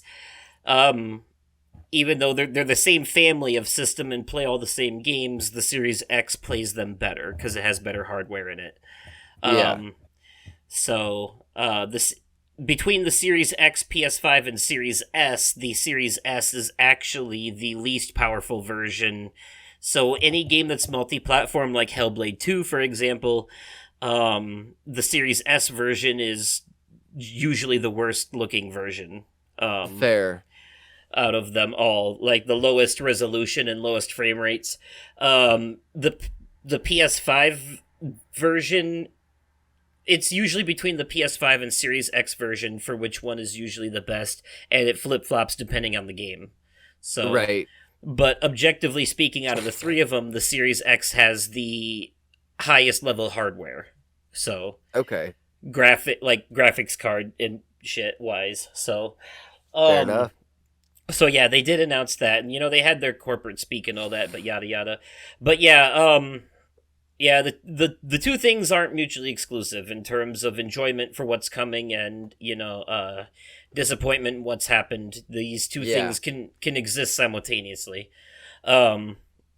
So really quickly before we get to the Ubisoft show, the same night as the Xbox show, they had a PC gaming show, and a lot of what they showed is multi-platform stuff that's coming to consoles too. There was a bunch of rehashing of stuff we already saw, like the horror game coming in a couple of days now that's going to be on Game Pass, about the oil rig, which the name of it eludes me now, but it's Still Wakes the Deep. That's what it's called. Still Wakes the Deep. Okay. We got to see a little more of that deeper trailer. Lovecraftian horror game. I'm looking forward to it. It's from the Chinese room who did Amnesia Machine for Pigs, and everybody's gone to the rapture. Okay. But real quickly, I'll just mention a couple of these that stood out to me. They showed a game called Among the Wild, which seems to be like a resource-based survival game, but like you have little animal companions, not too unlike Pal World, kind of. Okay. But it seems more like a caring for animals game rather than a survival-based. Okay. It just has similar mechanics. Okay. Wander Stars, this one stood out to me a lot because the gimmick of this game, Wander Stars, is that you're playing an anime, and the whole game is designed to look exactly like an anime, and Interesting. it's got turn-based combat, but the kicker is your moves are based off the words you choose. So you pick these from a list of words, combinations of words you put together to see what it does. So if you choose the words, so for example, if you choose the word super jumping fire kick, then your character will do an attack called super jumping fire kick. Okay. You know, stuff like that. I thought it looked really cool for that reason. Nice. Wanted to check it out. Sci-fi dystopian action game called Steel Seed. Tactics-based card game called Toads of the Bayou. A few things I kind of forgot what they were. Sumerian 6. Fumes is a game about building, like... It looks very Mad Maxian in terms of, like, you're building these, like, junker cars out of whatever you can find in the middle of the desert and pitting them against each other in death arenas and stuff. Okay. Phantom Line looked pretty cool, kind of a horror game. Killing Floor 3, I just wanted to mention because it's a very popular franchise, and they're finally getting a third game, and I know a lot of people are looking forward to that, because, woof. Tempopo, I wanted to mention this because it's it's a play on the word tempo, and then these little creatures called popos, and so it's called Tempopo. That's a funny name.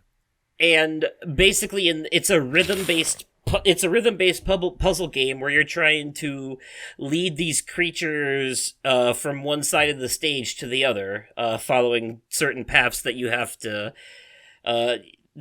set a certain way to get them there. And a lot of it's going along to the music. It looks adorable and really fun too. Nice. There's a game called Demon School that is about a group of teenagers that get sucked into like a Cthulhu cult world, and they have to survive, and it's like a tactics-based strategy game. But you're fighting off like evil monsters being summoned by a cult. In this, it's pretty cool looking. Unbeatable, I wanted to mention because this one takes place in a dystopian future where music has been made illegal. So you're part of a band called Unbeatable, and it's a rhythm action game. And the tagline is, it says Unbeatable in parentheses. It says a game where music is illegal and you do crimes. Interesting. Yeah, so I thought that was pretty cool. I wanted to check that out. And then Death Sprint 66. This is a runner game. And for those who don't know, runner games are those ones where your character is just constantly running down a path and you have to like avoid obstacles by jumping or sliding under them and collect stuff. And usually it's like mobile games that do this where there's characters running down a path and you can swipe left or right to move them back and forth or tap to jump or whatever. But that has been evolved into full-fledged games like Ghost Runner and stuff like that, where your character, like these first-person runner games that are more action-focused and stuff, or there's even rhythm-based ones like Rhythm Colors and shit like that. Well, Death Sprint 66 is basically a runner game where your character is running through an arena of death traps, and it's like like a competitive game that gets televised to the public. And it's really cool because you're like sliding under things and you're like running on walls and stuff, doing all kinds of crazy parkour shit. So I thought it looked cool. I also wrote down something called Crescent County and don't remember what it was. But last thing I wanted to mention from the PC gaming show was, do you remember that Power Rangers game we saw at Summer Game Fest and how it looks like the old Simpsons arcade game kinda? Style. Well, we're getting a G.I. Joe game just like that too. Interesting. Nice. G.I. Joe: The Rise of Cobra. Getting a classic arcade side-scrolling brawler style game just like it. Nice. That is what came out of the PC gaming show. For me, probably the most interesting thing would have been either Unbeatable or Wander Stars. Either the one that's the playable anime where you're using words for your attacks, or Unbeatable where where music is illegal and you're doing crime and it's a rhythm action game. So Yeah, I'm interested in that. So, and then on Monday we had the Ubisoft show. Uh, I'll go first this time and just get it out of the way and say that the top thing for me was obviously Assassin's Creed Shadows, which they did a deep dive into. Um, Yes. I know that after the actual like show was over, they did a deep dive into Star Wars Outlaws and Assassin's Creed Shadows back to back, and I checked out both of those, and I was very very happy with what I saw for both of them. Yeah, Um, I am here for Star Wars Outlaws. It's basically Assassin's Creed with a Star Wars skin slapped on it. yes, in a lot of ways, it's the first Star Wars open world game, but yeah, Yes. the big thing for me being Assassin's Creed Shadows, I learned a few things from this, and one of the things I learned is that the game has two protagonists. One is the female ninja character who is stealth focused, and Okay. the other is the male samurai character who's action focused. And from what I understand, you can there are only very few sections in the game where you have to play as one or the other. Otherwise, you can play like 98% of the game as either one you want. Nice. So, this is one of those Assassin's Creed games that's going to give people the option to play stealthy or action focused depending on how they want. It won't force one or This the other on you. might be up my alley then. So the samurai character, I'm definitely excited to play as the ninja. Obviously, Yeah. I like her moves, but there's so many quality of life updates in this, and it's the first Assassin's Creed game in feudal Japan, which everyone's been asking for fucking ever. And the samurai guy that you play as is based on a real character, I think, a real person. I mean, um, so I. I'm here for it. It's coming out this November, and I'm just excited to see where it goes. Mirage took us back to the classic, like more tight area parkour and stealth focused gameplay. This game is taking us back to the open world action RPG gameplay of like Valhalla and Origins and all that. Yeah. Um, so they're keeping it, and this is also going to be the first game to be launched from their from the Animus project or whatever they're calling it. It's like their meta game launcher that is in universe. They introduced it in Assassin's Creed Unity when they broke the fourth Okay. wall. It's very confusing, but basically Ubisoft and Abstergo are the same company. is Okay. is the idea here.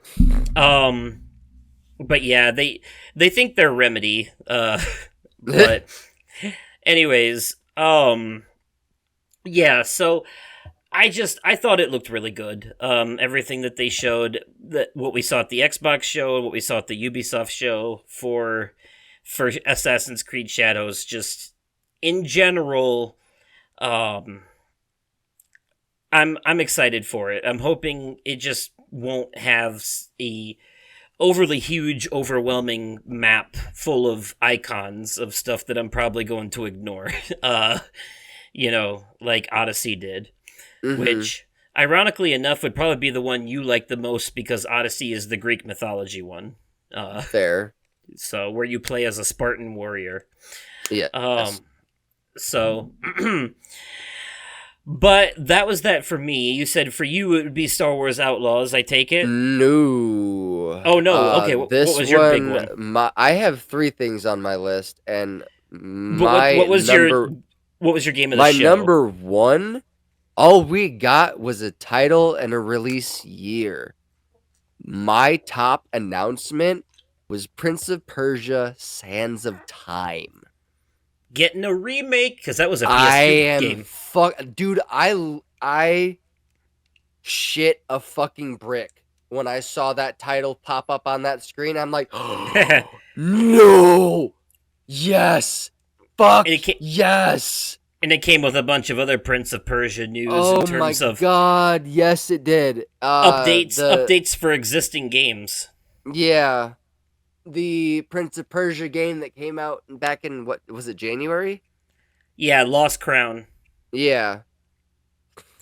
Getting a free update and a story DLC called Mask of Darkness. Oh, bet. Okay. Yeah. Um yeah, definitely classic Metroidvania, that one. But Prince of Persia Sands of Time, if I remember correctly, was a PS2 game, and It was.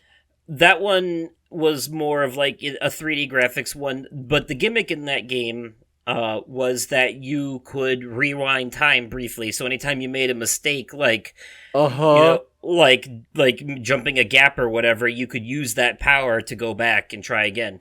Um, Uh-huh. it I'm was excited to see how they update that shit. yeah, it was limited, but you could. But yeah, that was um, I I remember, like, controversial opinion, but one of my favorite Prince of Persia games was the cell shaded one that was just called Prince of Persia that they did on PS3 that had Nolan North as the prince. I uh Okay. I really enjoyed that one. Um Okay. I so liked the Jake Gyllenhaal movie that Disney did. Oh, nice. Yes, I remember that. Yes. Um That let's was very see. entertaining. They're doing another Monopoly game. I I I'm do here oh for it. the Avatar Frontiers of Pandora game is getting DLC, I saw as well. Yes. Okay. So I know Avatar Frontiers of Pandora was my big thing last year, and I have now had hands-on experience with said game. I feel like what I need to do is start it over, even though I haven't really gotten that. Mechas and fucking bow and arrows are not meant to be easy. Yeah, the game isn't bad. It's just hard, and Yeah, and there's it's no one of those. difficulty. I mean, even and they forget they failed to mention, like, even on the easiest difficulty, you're still it's fucking hard as shit. It is, and I think it's one of those games because it's based on the Far Cry formula, so it's Yeah, meant to get easier as you go and upgrade your character, and you're more prepared for taking certain things on.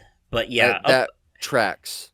yeah, I played enough of the game to make it to like a certain point, and I never went back and finished it. But like, Man, I found myself running away from most enemies in the early stages of the game for sure.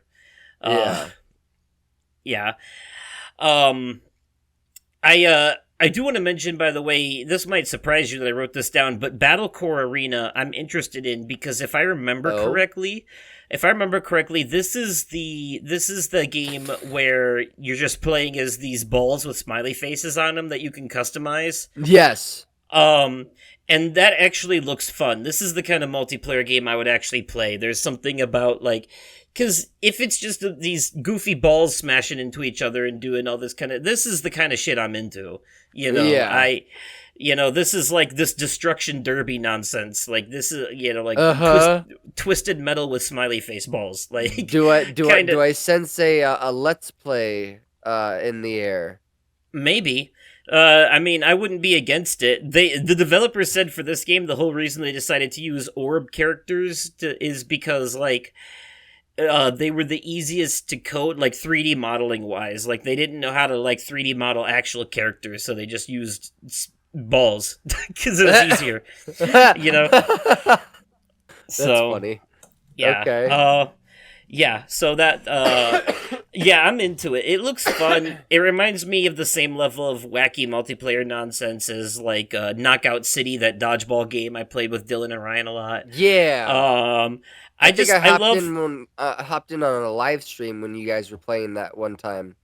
yeah, when it comes to multiplayer, I love these wild chaos games that are more like there's so much shit going on the screen that you can hardly tell what's going on half the time. It's just particle effects everywhere. Yeah. I like it when it feels like a random chaotic party. That's Mm-hmm. why I like Mario Kart so much, because no matter how fucking good you are at it, there's a still 50-50 chance you'll get screwed by the end, no matter what. Yeah, I And mean, yeah. I love the random chaos that comes with that. I love watching overly competitive people crumble because the game decided that today wasn't their day. Yeah. I like watching the arrogant fucks get knocked down a peg or two in those types of games. Because, like, yeah, you can beat me with skill. Like, I can't play Smash Bros. With somebody who turns the items off. I'm not trying to play a regular fighting game. The items are what make it. I want it to be chaos and crazy stupidity. Like, that's right? The whole draw in. I'm not trying to get good or be a pro at this. I'm not, like, yeah, leave the goofy shit on. That's what makes it fun. Right. So this game definitely appeals to me for that reason. I would definitely say. You had something else on this list. Yeah, the Crew Motorfest, the Chase Squad. Yep, updates and expansions. It's a live service game, so this is a new season, I think. So this, based on the trailer, it looks like an ultimate game of dog chases cat. Mm-hmm. So not too dissimilar from the old Burnout games, I think. Okay. Or Need for Speed. No, Need for Speed. That's what I'm thinking of. Okay. Yeah, you get chased by cops a lot in Need for Speed games. Yeah. But yeah, I liked what I played of the Crew Motorfest.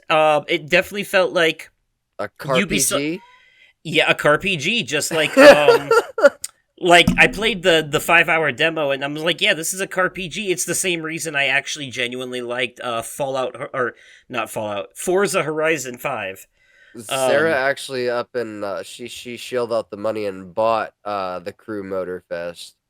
So I'll be looking forward to the Chase Squad for sure. Nice. And I know you like racing games anyways, and I sure do. And you like RPGs to a degree, depends on the RPG, but yeah. Yeah, these are two things you like smashed together, and it's pretty fucking much, yeah. And it's open world racing on top of it, so it's not just you play a race and then a cutscene and then another race and a cut. No, you're driving around the open world, driving to the markers of the races you want to do. You know? And that's cool. And it's it's a live service game, so there are other players driving around the area too. Mm-hmm. You know. What I like about the Forza Horizon games is that you can play them offline, and if you do, it replaces the other online players driving around the open world with people on your friends list being driven by AI. So like you'll be driving through the area and all of a sudden I'll be driving, all of a sudden I'll see like RMK buried alive driving past me, and I'd be like, hey, that's Ryan. Although it's not actually Ryan, but that's Ryan, you know. And you could even challenge the other players to a race if you want. Yeah, it's kind of cool.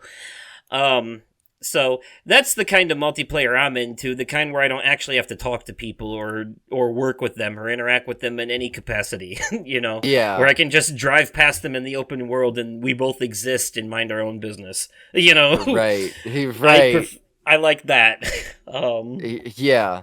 So, but also, yeah, so Star Wars Outlaws, we got to talk about that. Yes. Looks amazing. It is the first Star Wars fully open world game. And what I love about this is you get the opportunity to travel to all these different planets and explore. I fucking love this. And I am fucking here for it. It's basically the best way to describe it, if I include the planet traveling and stealth missions. This is basically if Starfield and Assassin's Creed had a love child. Yeah, a little bit of Siphon Filter in there too, which is also a classic Ubisoft franchise. Yeah. Matter of fact, there is a free-to-play game by Ubisoft that's out right now. It's a competitive multiplayer shooter. and Oh, it's called X Defiant. And okay. I have heard about this. Yeah, a little bit. That, well, and we heard more about it at Ubisoft Forward too. yeah, so the gimmick about X Defiant here is that each of the factions in the game are from different Ubisoft games. Oh. So one of the factions. Ouch! Ow! Charlie Horse. God damn it. Oh, damn. Ow! Oh, oh, Ow! that. I remember when that happened to me in an episode we recorded last year. Yes. And you started losing your shit because you thought I fell. Yeah. Oh, Oh, fucking wow. shit. Wow. Ow. Oh, How, fuck. how coincidental that it was around the same time last year. Right? Damn, that came out of nowhere. Uh-huh. Um, but yeah. Anyways, yeah. Uh, The factions for X Defiant, like the different factions you can play as in that game, because it's like I think it's just like a 5v5 multiplayer game. But like, for example, the Libertad uh-huh. Is from Far Cry 6. The Phantoms are from Ghost Recon.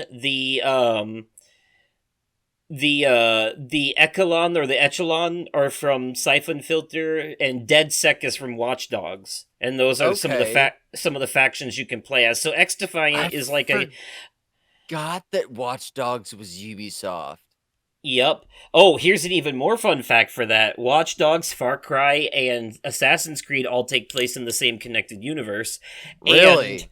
what really ties this together is that in Assassin's Creed 4, in the modern day stuff, you're working for Abstergo, and at one point the boss of Abstergo leaves for a mission with a company called CTOS in Chicago, which is the bad guys from Watch Dogs. Uh-huh. Sure the fuck is. Yep. Yeah. Shit. So, Okay. yep. Yeah, cool stuff. Yeah. Uh-huh. But yeah, yeah, the Star Wars Outlaws game looks really good. I like that you're a Yeah, it smuggler does. in this. Like I said in the Mm-hmm. last episode, I like that we're getting more of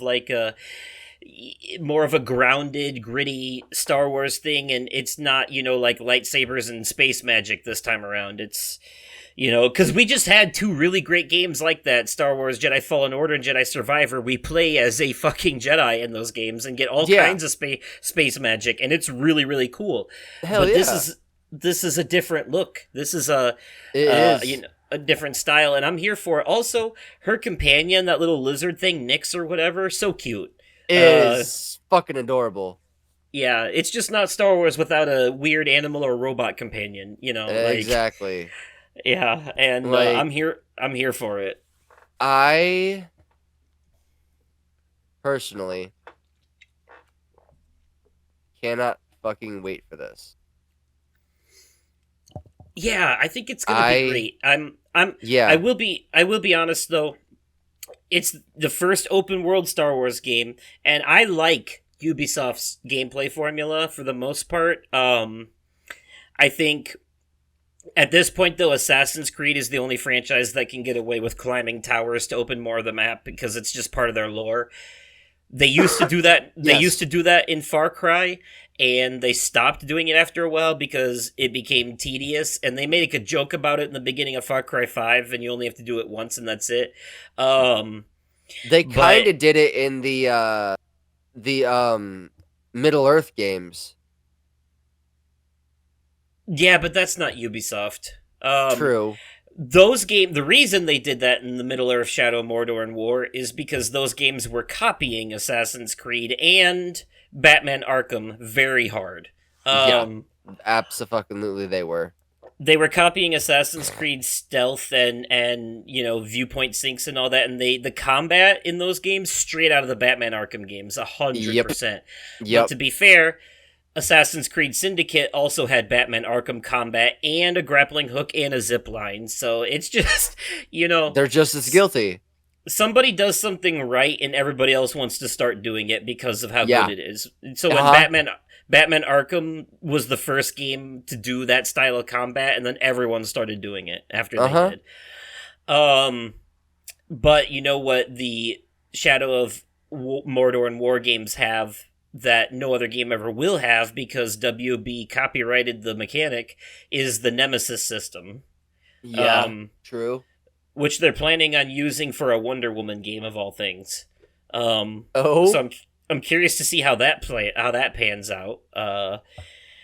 I'm actually very curious because I'd like to see it in more things. I know not everyone liked it, but the Nemesis system, the whole idea behind it was that all of the orcs and Uruk-hai you killed could come back to life eventually, more pissed off. Or oh shit, okay. Or whenever you killed like a leader, it was possible that another orc could come up and take their place eventually, but you could work this to your advantage because eventually in the game you got a power where you could control the minds of the orcs and Uruk-hai, the weaker ones anyway, using the power of the elf ghost inside you. You could control their minds, and basically what you want to do is control the mind of a low-ranking one and then kill the ones that rank above them so that they move up in the rank so that you have a chieftain on your side, you know? So you could actually use the Nemesis system to your advantage to play the game strategically, because it would affect things. The story doesn't change at all, but, like, you know, the more enemies on your side in one encampment, the easier it is to get through that area, you know? Yeah.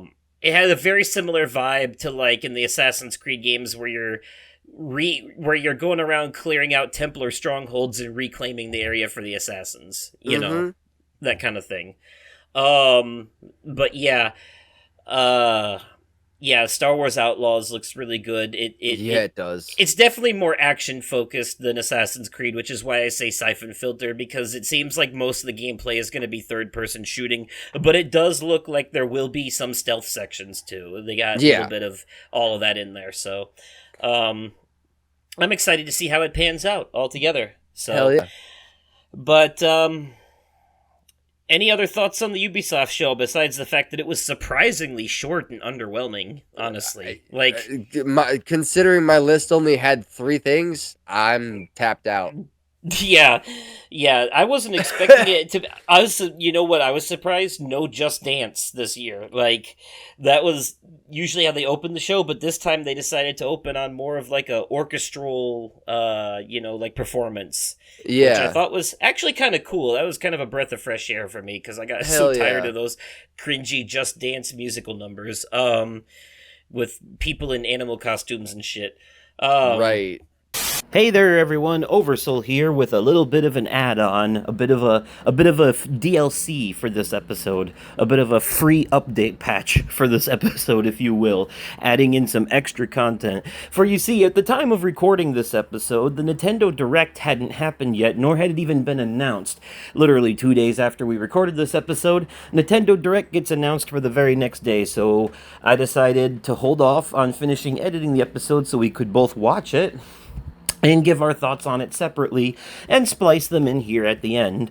So here you have my thoughts and Nick's thoughts on the Nintendo Direct that happened, both presented to you separately. So I'll just go through real quickly, because as per usual, I took notes not only on the things that I liked, but the things that I thought were important and needed to be discussed as well. So Mario & Luigi Brothership, we're getting a new Mario & Luigi game, which is a turn-based RPG series that was really popular on handheld devices, Game Boy Advanced, Nintendo DS, 3DS. There was Mario & Luigi games. This is the first one we've gotten in like 9 years in that series, though, so that's a pretty big deal. But seriously, if you've never seen the Mario & Luigi games before, look them up. Mario & Luigi Dream Team in particular was a good one. Nintendo World Championship NES Edition, which is basically just a collection of classic Super Nintendo games, but it's not the full games. It's specific moments from those games that you have to, that are basically challenge levels, you know, and like you're competing against your friends to get the high scores on these and stuff like that. It looks pretty fun. There's a second game coming out for the Fairy Tail anime that looks like a fun action game. Fantasian Neo Dimension. This is a new game from Square Enix coming out that I like the looks of because it's a turn-based RPG, but the gimmick here is that you can attack multiple enemies at once by projecting your moves in certain directions, and I thought that was pretty cool. Nintendo Switch Sports is getting a free update that adds basketball. Memories in Orbit is a game that looks a lot like Hollow Knight. It's a Metroidvania that has a really, really cool art style that I thought looked really cool anyway. I love that sort of like, I don't know, you could almost say like, it looks like a painting or like a colored pencil drawing. Sometimes just the art style is enough for me to look at something and be like, ooh, that's cool. Even if I might not play the game myself, I can still show respect to where it's deserved. You know, set aside your personal biases and give credit where it's due. Disney Illusion Island got an update as well. Hello Kitty Island Adventure is going to be a timed exclusive on Switch next year. It looks like a Hello Kitty version of Animal Crossing, quite honestly. Looney Tunes Wacky World of Sports. That's a pretty big one. That's it's basically a Looney Tunes game where you play a bunch of different sports, tennis, basketball, stuff like that. It looked pretty fun. Among Us is getting an update, new characters to play as. Farmagia looks really cool. This is a game where you raise a bunch of animals by farming them, literally farming them. You plant seeds that grow into plants, and those plants hatch these wild animals that then you raise and train and then send into battle against giant monsters. So it's kind of like a real-time Pokemon, except you're sending like hordes of these creatures after the thing all at once, and it's all real-time combat, which I think is kind of cool. So I'm very interested in that. Donkey Kong Country Returns, which was the Wii remake of the classic Super Nintendo game, is getting an HD port on the Switch. It did have a port on the Wii U as well, but I don't think that one was HD. Dragon Quests 1, 2, and 3 are all getting HD 2D remakes / remasters that are in the vein of Octopath Traveler art style-wise. And I'm super into this. I think if you're going to remake a classic Super Nintendo sprite graphics game like that, this is the way to go about it. You know, do this 2D HD style. I don't need my classic RPGs to be fully remade in modern style like that. Final Fantasy VII was one thing, because that was a polygonal PS1 game that already had some real-time cutscenes. And, you know, that was a perfect step up for it. PS1 games being remade makes sense. But to fully remake from the ground up a Super Nintendo game might be asking a bit much. So I think that this is a good, like, middle ground, doing this whole 2D HD thing. I really like it.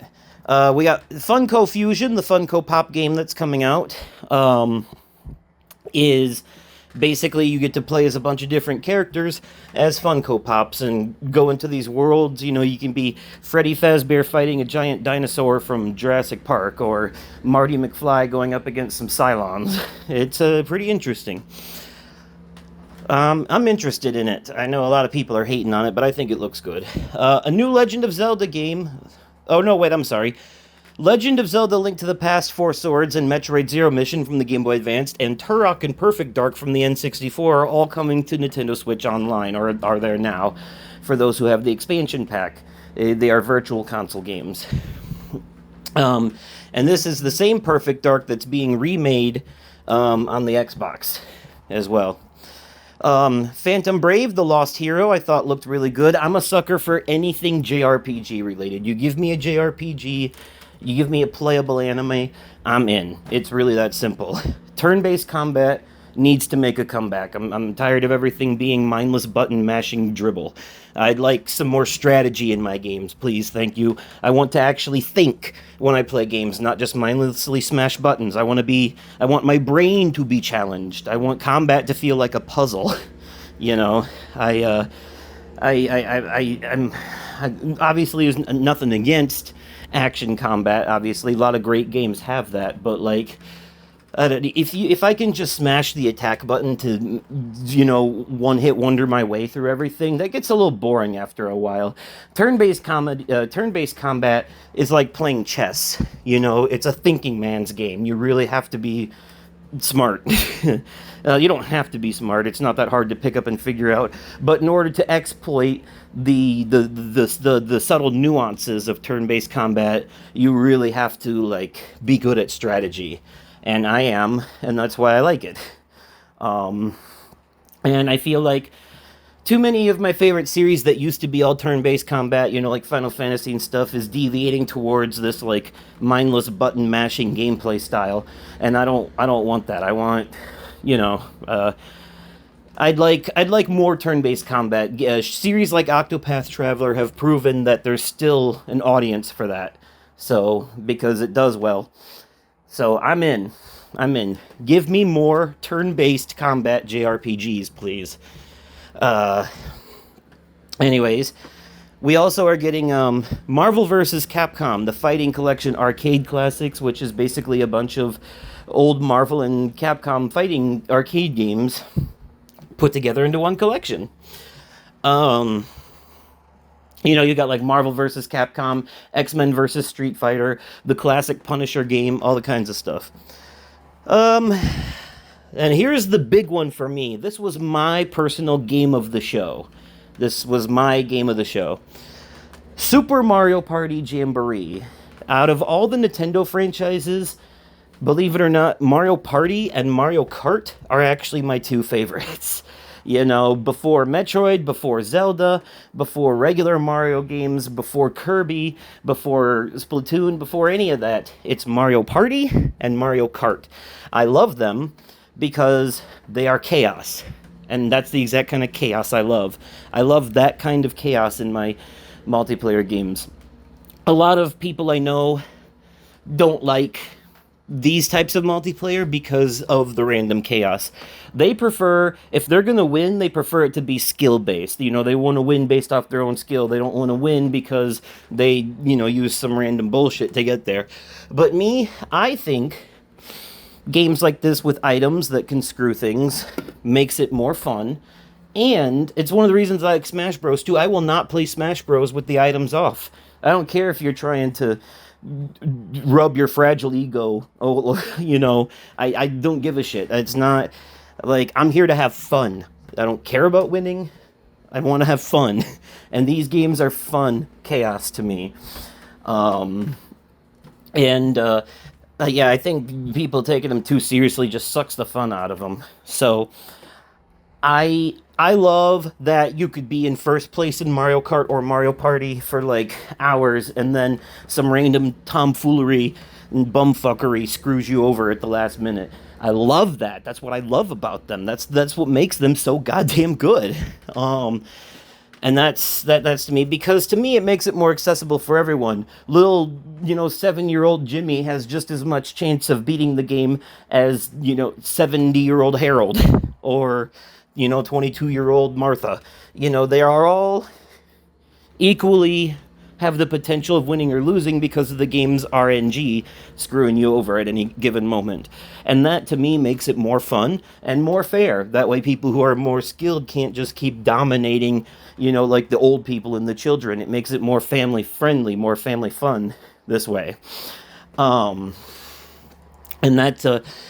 And for me, I don't know. I like board games. I like leaving things up to chaos like that. But anyways, yeah, if I'm going to do any competitive multiplayer, it's games like this. Not games like Call of Duty or Overwatch or Uncharted or things that are like super competitive, genuinely competitive. I don't want anything to do with that. I prefer the chaos of these. But anyways, I digress. Super Mario Party Jamboree is my game of the show. It is the thing I'm most excited for, and probably the first Nintendo game I'm actually going to buy rather than rent day one in several years. So, yeah. Hell, I haven't bought a lot of games day one lately. A few digital indies here and there, but like the last big game I bought day one was Final Fantasy VII Rebirth. Everything else has been like a rental or like through Game Pass or like smaller indie games that I bought. So this is pretty big. It's gonna have 7 new boards. and it's going to have 2 boards from old games. It's going to have all kinds of online multiplayer stuff. One of the boards is based on Mario Kart, so you're driving carts around the board. It's fucking amazing. I can't wait for it.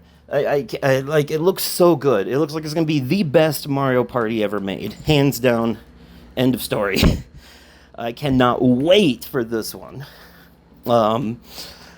Then we also got Legend of Zelda Echoes of Wisdom, which, again, it's another big deal. This is a Zelda game. It's following the same animation style as the Link to the Past remake that was made, and the gimmick in this game is that Link has gone missing and Zelda must save him, and Zelda can make clones of things with her magic wand and replace them in the environment in order to solve puzzles or traversal and move, climb higher ledges and stuff. It's really cool, actually. She can also clone enemies and resummon them to fight by her side. I think that's dope. I think that's a unique mechanic. I haven't seen them do that before, and I think this is a very interesting turn for Zelda. Of course, any game that has a free female protagonist is always prone to idiotic comments from stupid fuckers saying things like, oh, they've gone woke because female protagonist. Listen, dumbasses, did you forget about Princess Peach, Samus, the Inklings? Let's name all the playable female fighters in the Smash Bros. Games too while we're at it, huh? Anyways, though. Yeah, people are just stupid and looking for any... It's funny, though, because all of the comments that are like that, the actual Nintendo and Zelda fans are shutting that shit down hard. Like, genuine Legend of Zelda fans are like, no. We wanted this. We wanted this. Do not speak for us with your ignorant incel bullshit. We want this. Okay? So, yes. And I want it, too. It looks good. Oh, and the box art for it looks really good, by the way. It looks really good. Stray also is coming to the Nintendo Switch. Yes, it is. Yes, it is. And I've already played and beaten it, but I'm glad that more and more people will be getting a chance to finally play this amazing game. Tales of the Shire, a cozy farm Lord of the Rings game where you live in the Shire, is coming out, and that looks pretty interesting too. The 100 Line Last Defense Academy. This is probably my second most anticipated thing from the show because it's from the Danganronpa people, and it follows a very similar storyline of a bunch of people being trapped in a school and trying to survive, except instead of this one being a killing game where you have to kill your fellow students in order to survive, this one is all the students trying to survive together against a horde of monsters that are attacking the school, and you have to basically survive for 100 days. And it seems like it's possible for some of the other characters to die, either as part of the story or based on choices. I'm not sure, but I'm interested to see. It'll probably be as part of the story, because that's how Danganronpa works.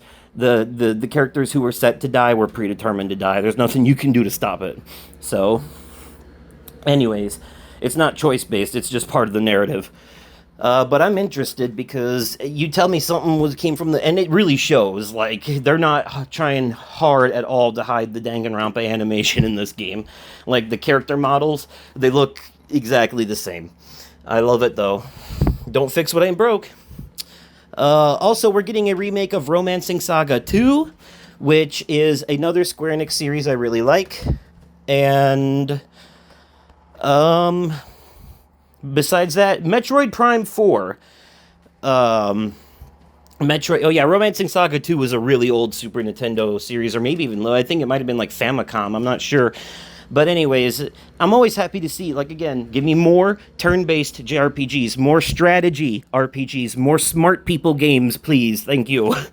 Okay? I want to feel like I'm playing a game of chess when I fight monsters.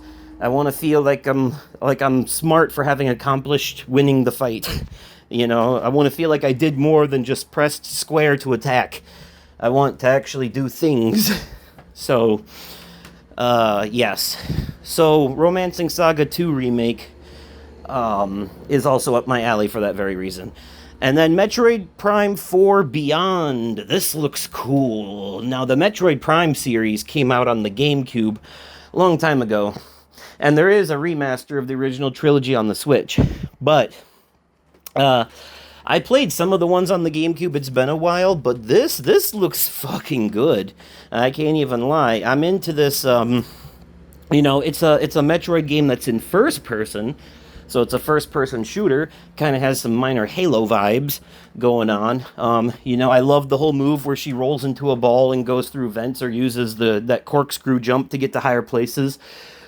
Um, but yeah, and I also like how the Metroid Prime games have kind of like a minor like sci-fi horror vibe to them too, as well when you're going through. Anyways, though, yeah, Metroid is that's one of the two series where the term Metroidvania came from, Metroid and Castlevania, which are the games that are usually side-scrolling games where you have to kind of go back and forth between different places a lot. Like there's no clear direction on where to go. It's side scrolling, but it's a map that goes like up and down and left and right and all over the place, and you have to like find a key for a door and then go back to that door to open it. Or certain areas you can't get past without certain abilities. And other games like God of War and Jedi Survivor have taken these elements and remolded them into like a 3D environment. Like there are certain parts of those games, like I said, God of War and Jedi, where you can't access certain things or get past certain areas without the right abilities. So that's where that came from. Now, this might have some of that too, obviously, but clearly the distinguishable difference here is that this is a first-person shooter game rather than a traditional Metroidvania game, and I kind of like that switch up. And all the Metroid Prime games have been like that, and I should probably go back and replay the remastered ones, but part of the reason this is a big deal, too, is because they announced a Metroid Prime 4, like, years ago, and then just sat on it for a long time, with no updates whatsoever, and this is the first time in a long time we finally got an update, and it's not coming out till next year, so don't be surprised if this one ends up not coming to the Switch, and actually ends up being a launch title for the next system in line. But it's entirely possible.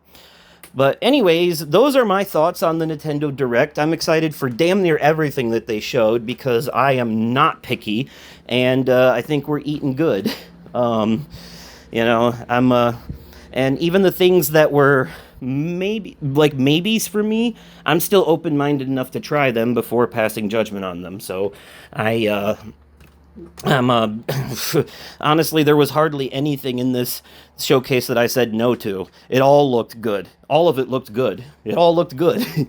Unless you're just a miserable fuck who hates everything, it all looked good. Objectively it did. So, yeah. All right. Well, that's my thoughts on the Nintendo showcase, and I'm going to pass it off to Nick.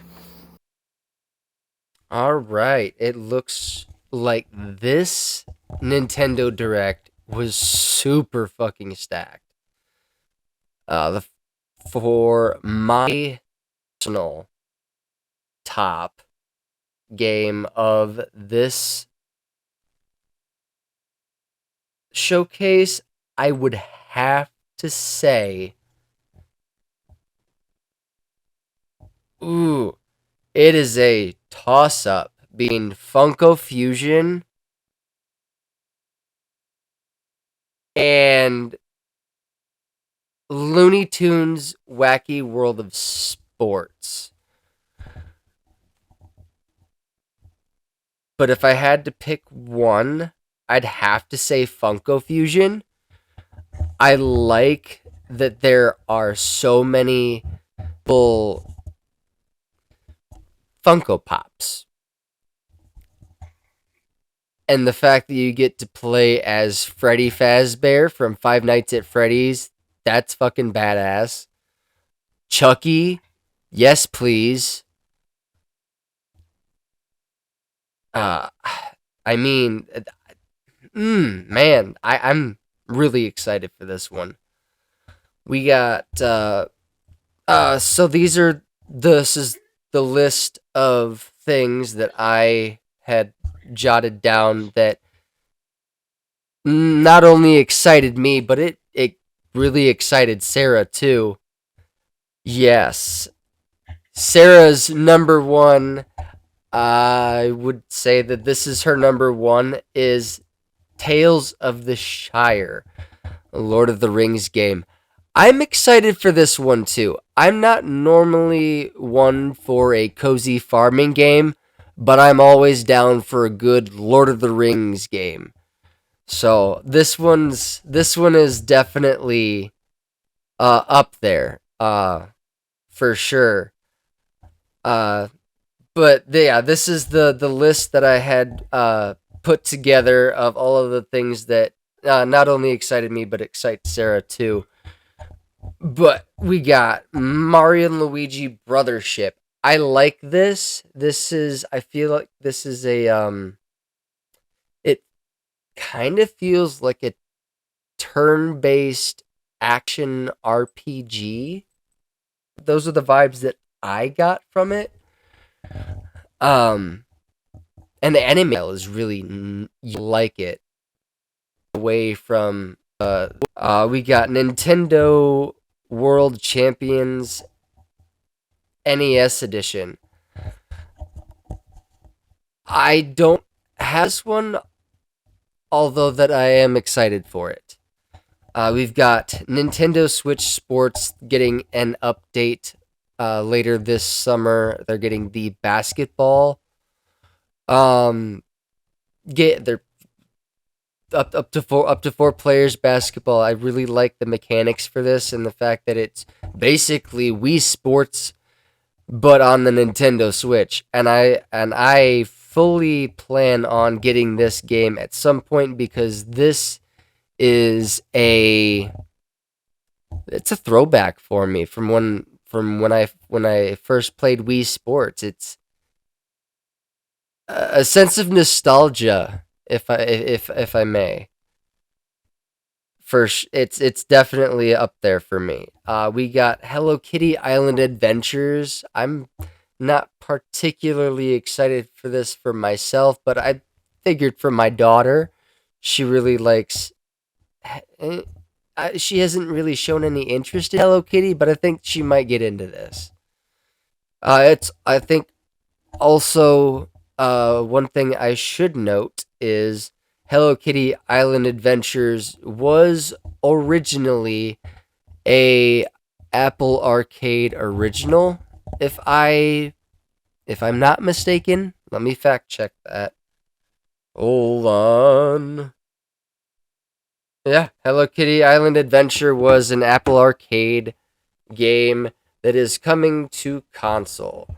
I'm it's yeah, I'm probably end up picking it up for my daughter at some point. Let's see. Here it is. Looney Tunes Wacky World of Sports. I'm just going to say it. The whole reason this game has me excited is the basketball side of things because it straight up reminds me of fucking Space Jam. And again, this is another game that would be considered a nostalgia trip for myself and a lot of other people as well. Uh, Farmagia, this is interesting too. Again, I'm not one for a cozy farm game, but Sarah definitely is. So this is right up her alley. And I like this is that you're basically farming monsters. It's like uh oh man, Final Fantasy and Monster Hunter made a love child, then it was a cozy farm game. Marvel vs. Capcom Fighting Collection Arcade Classics. This has me excited for one reason. I remember playing this, something similar to this at an old arcade here in Rockford called Nickel World. And this is, again, nostalgia. I I can't say it enough. It's man, it's up there. Super Mario Jamboree. This is exciting. I am really excited for this because when we're getting a few new boards, one looks like a shopping mall, And the one that has me really excited is the Mario Kart board. And it's pretty fucking cool that the characters ride around in little go-karts. Legend of Zelda Echoes of Wisdom. Now, I'm not particularly excited for this, but I know Sarah is. And the way that they're doing this time around, with Zelda stepping into the protagonist role and Link being nowhere to be found, I think, as Sarah said, now is the time to shake up the franchise. And the way they're doing it is they couldn't have done it any better. I'm excited to see Stray on the Nintendo Switch. I always love a good kitty cat game, and I have played some of this in over on my PlayStation 5. I did not get to finish it before it got taken down off of PlayStation Plus.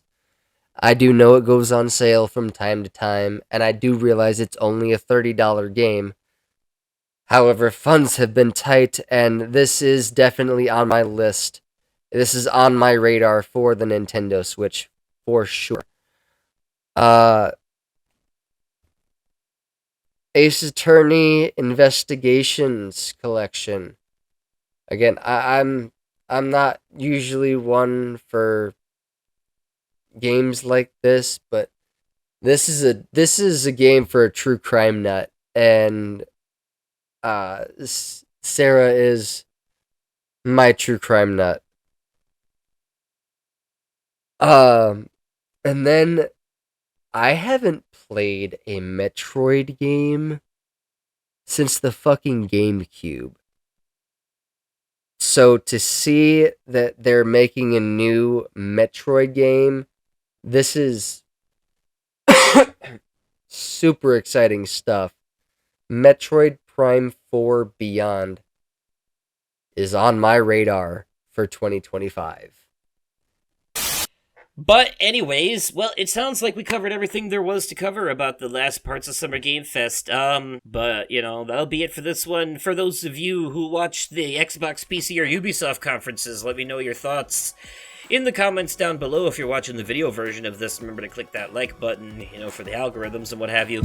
And also, you can email me at podcastoversoul@gmail.com or send me a message over on their Twitter site at Oversoul53. You can find me over on Twitter at The Vaping Fiend and over on TikTok at The Vaping Fiend. I know I've been slacking a lot on uploading videos for promoting of the podcast, and there is a reason for that. I've got a lot of personal stuff going on, so there's a lot of stuff going on behind the scenes that I don't talk about on here. So there's that. But yeah, no, you guys can find me over on Twitter and TikTok at The Vaping Fiend. Alright, fair enough. And until next time, folks, we'll see you in the next episode, in which we will be discussing our favorite soundtracks. Yes, soundtracks from movies, games, TV shows, and so on. So yes. Look forward to that one. And until then, good night, everybody. Bye.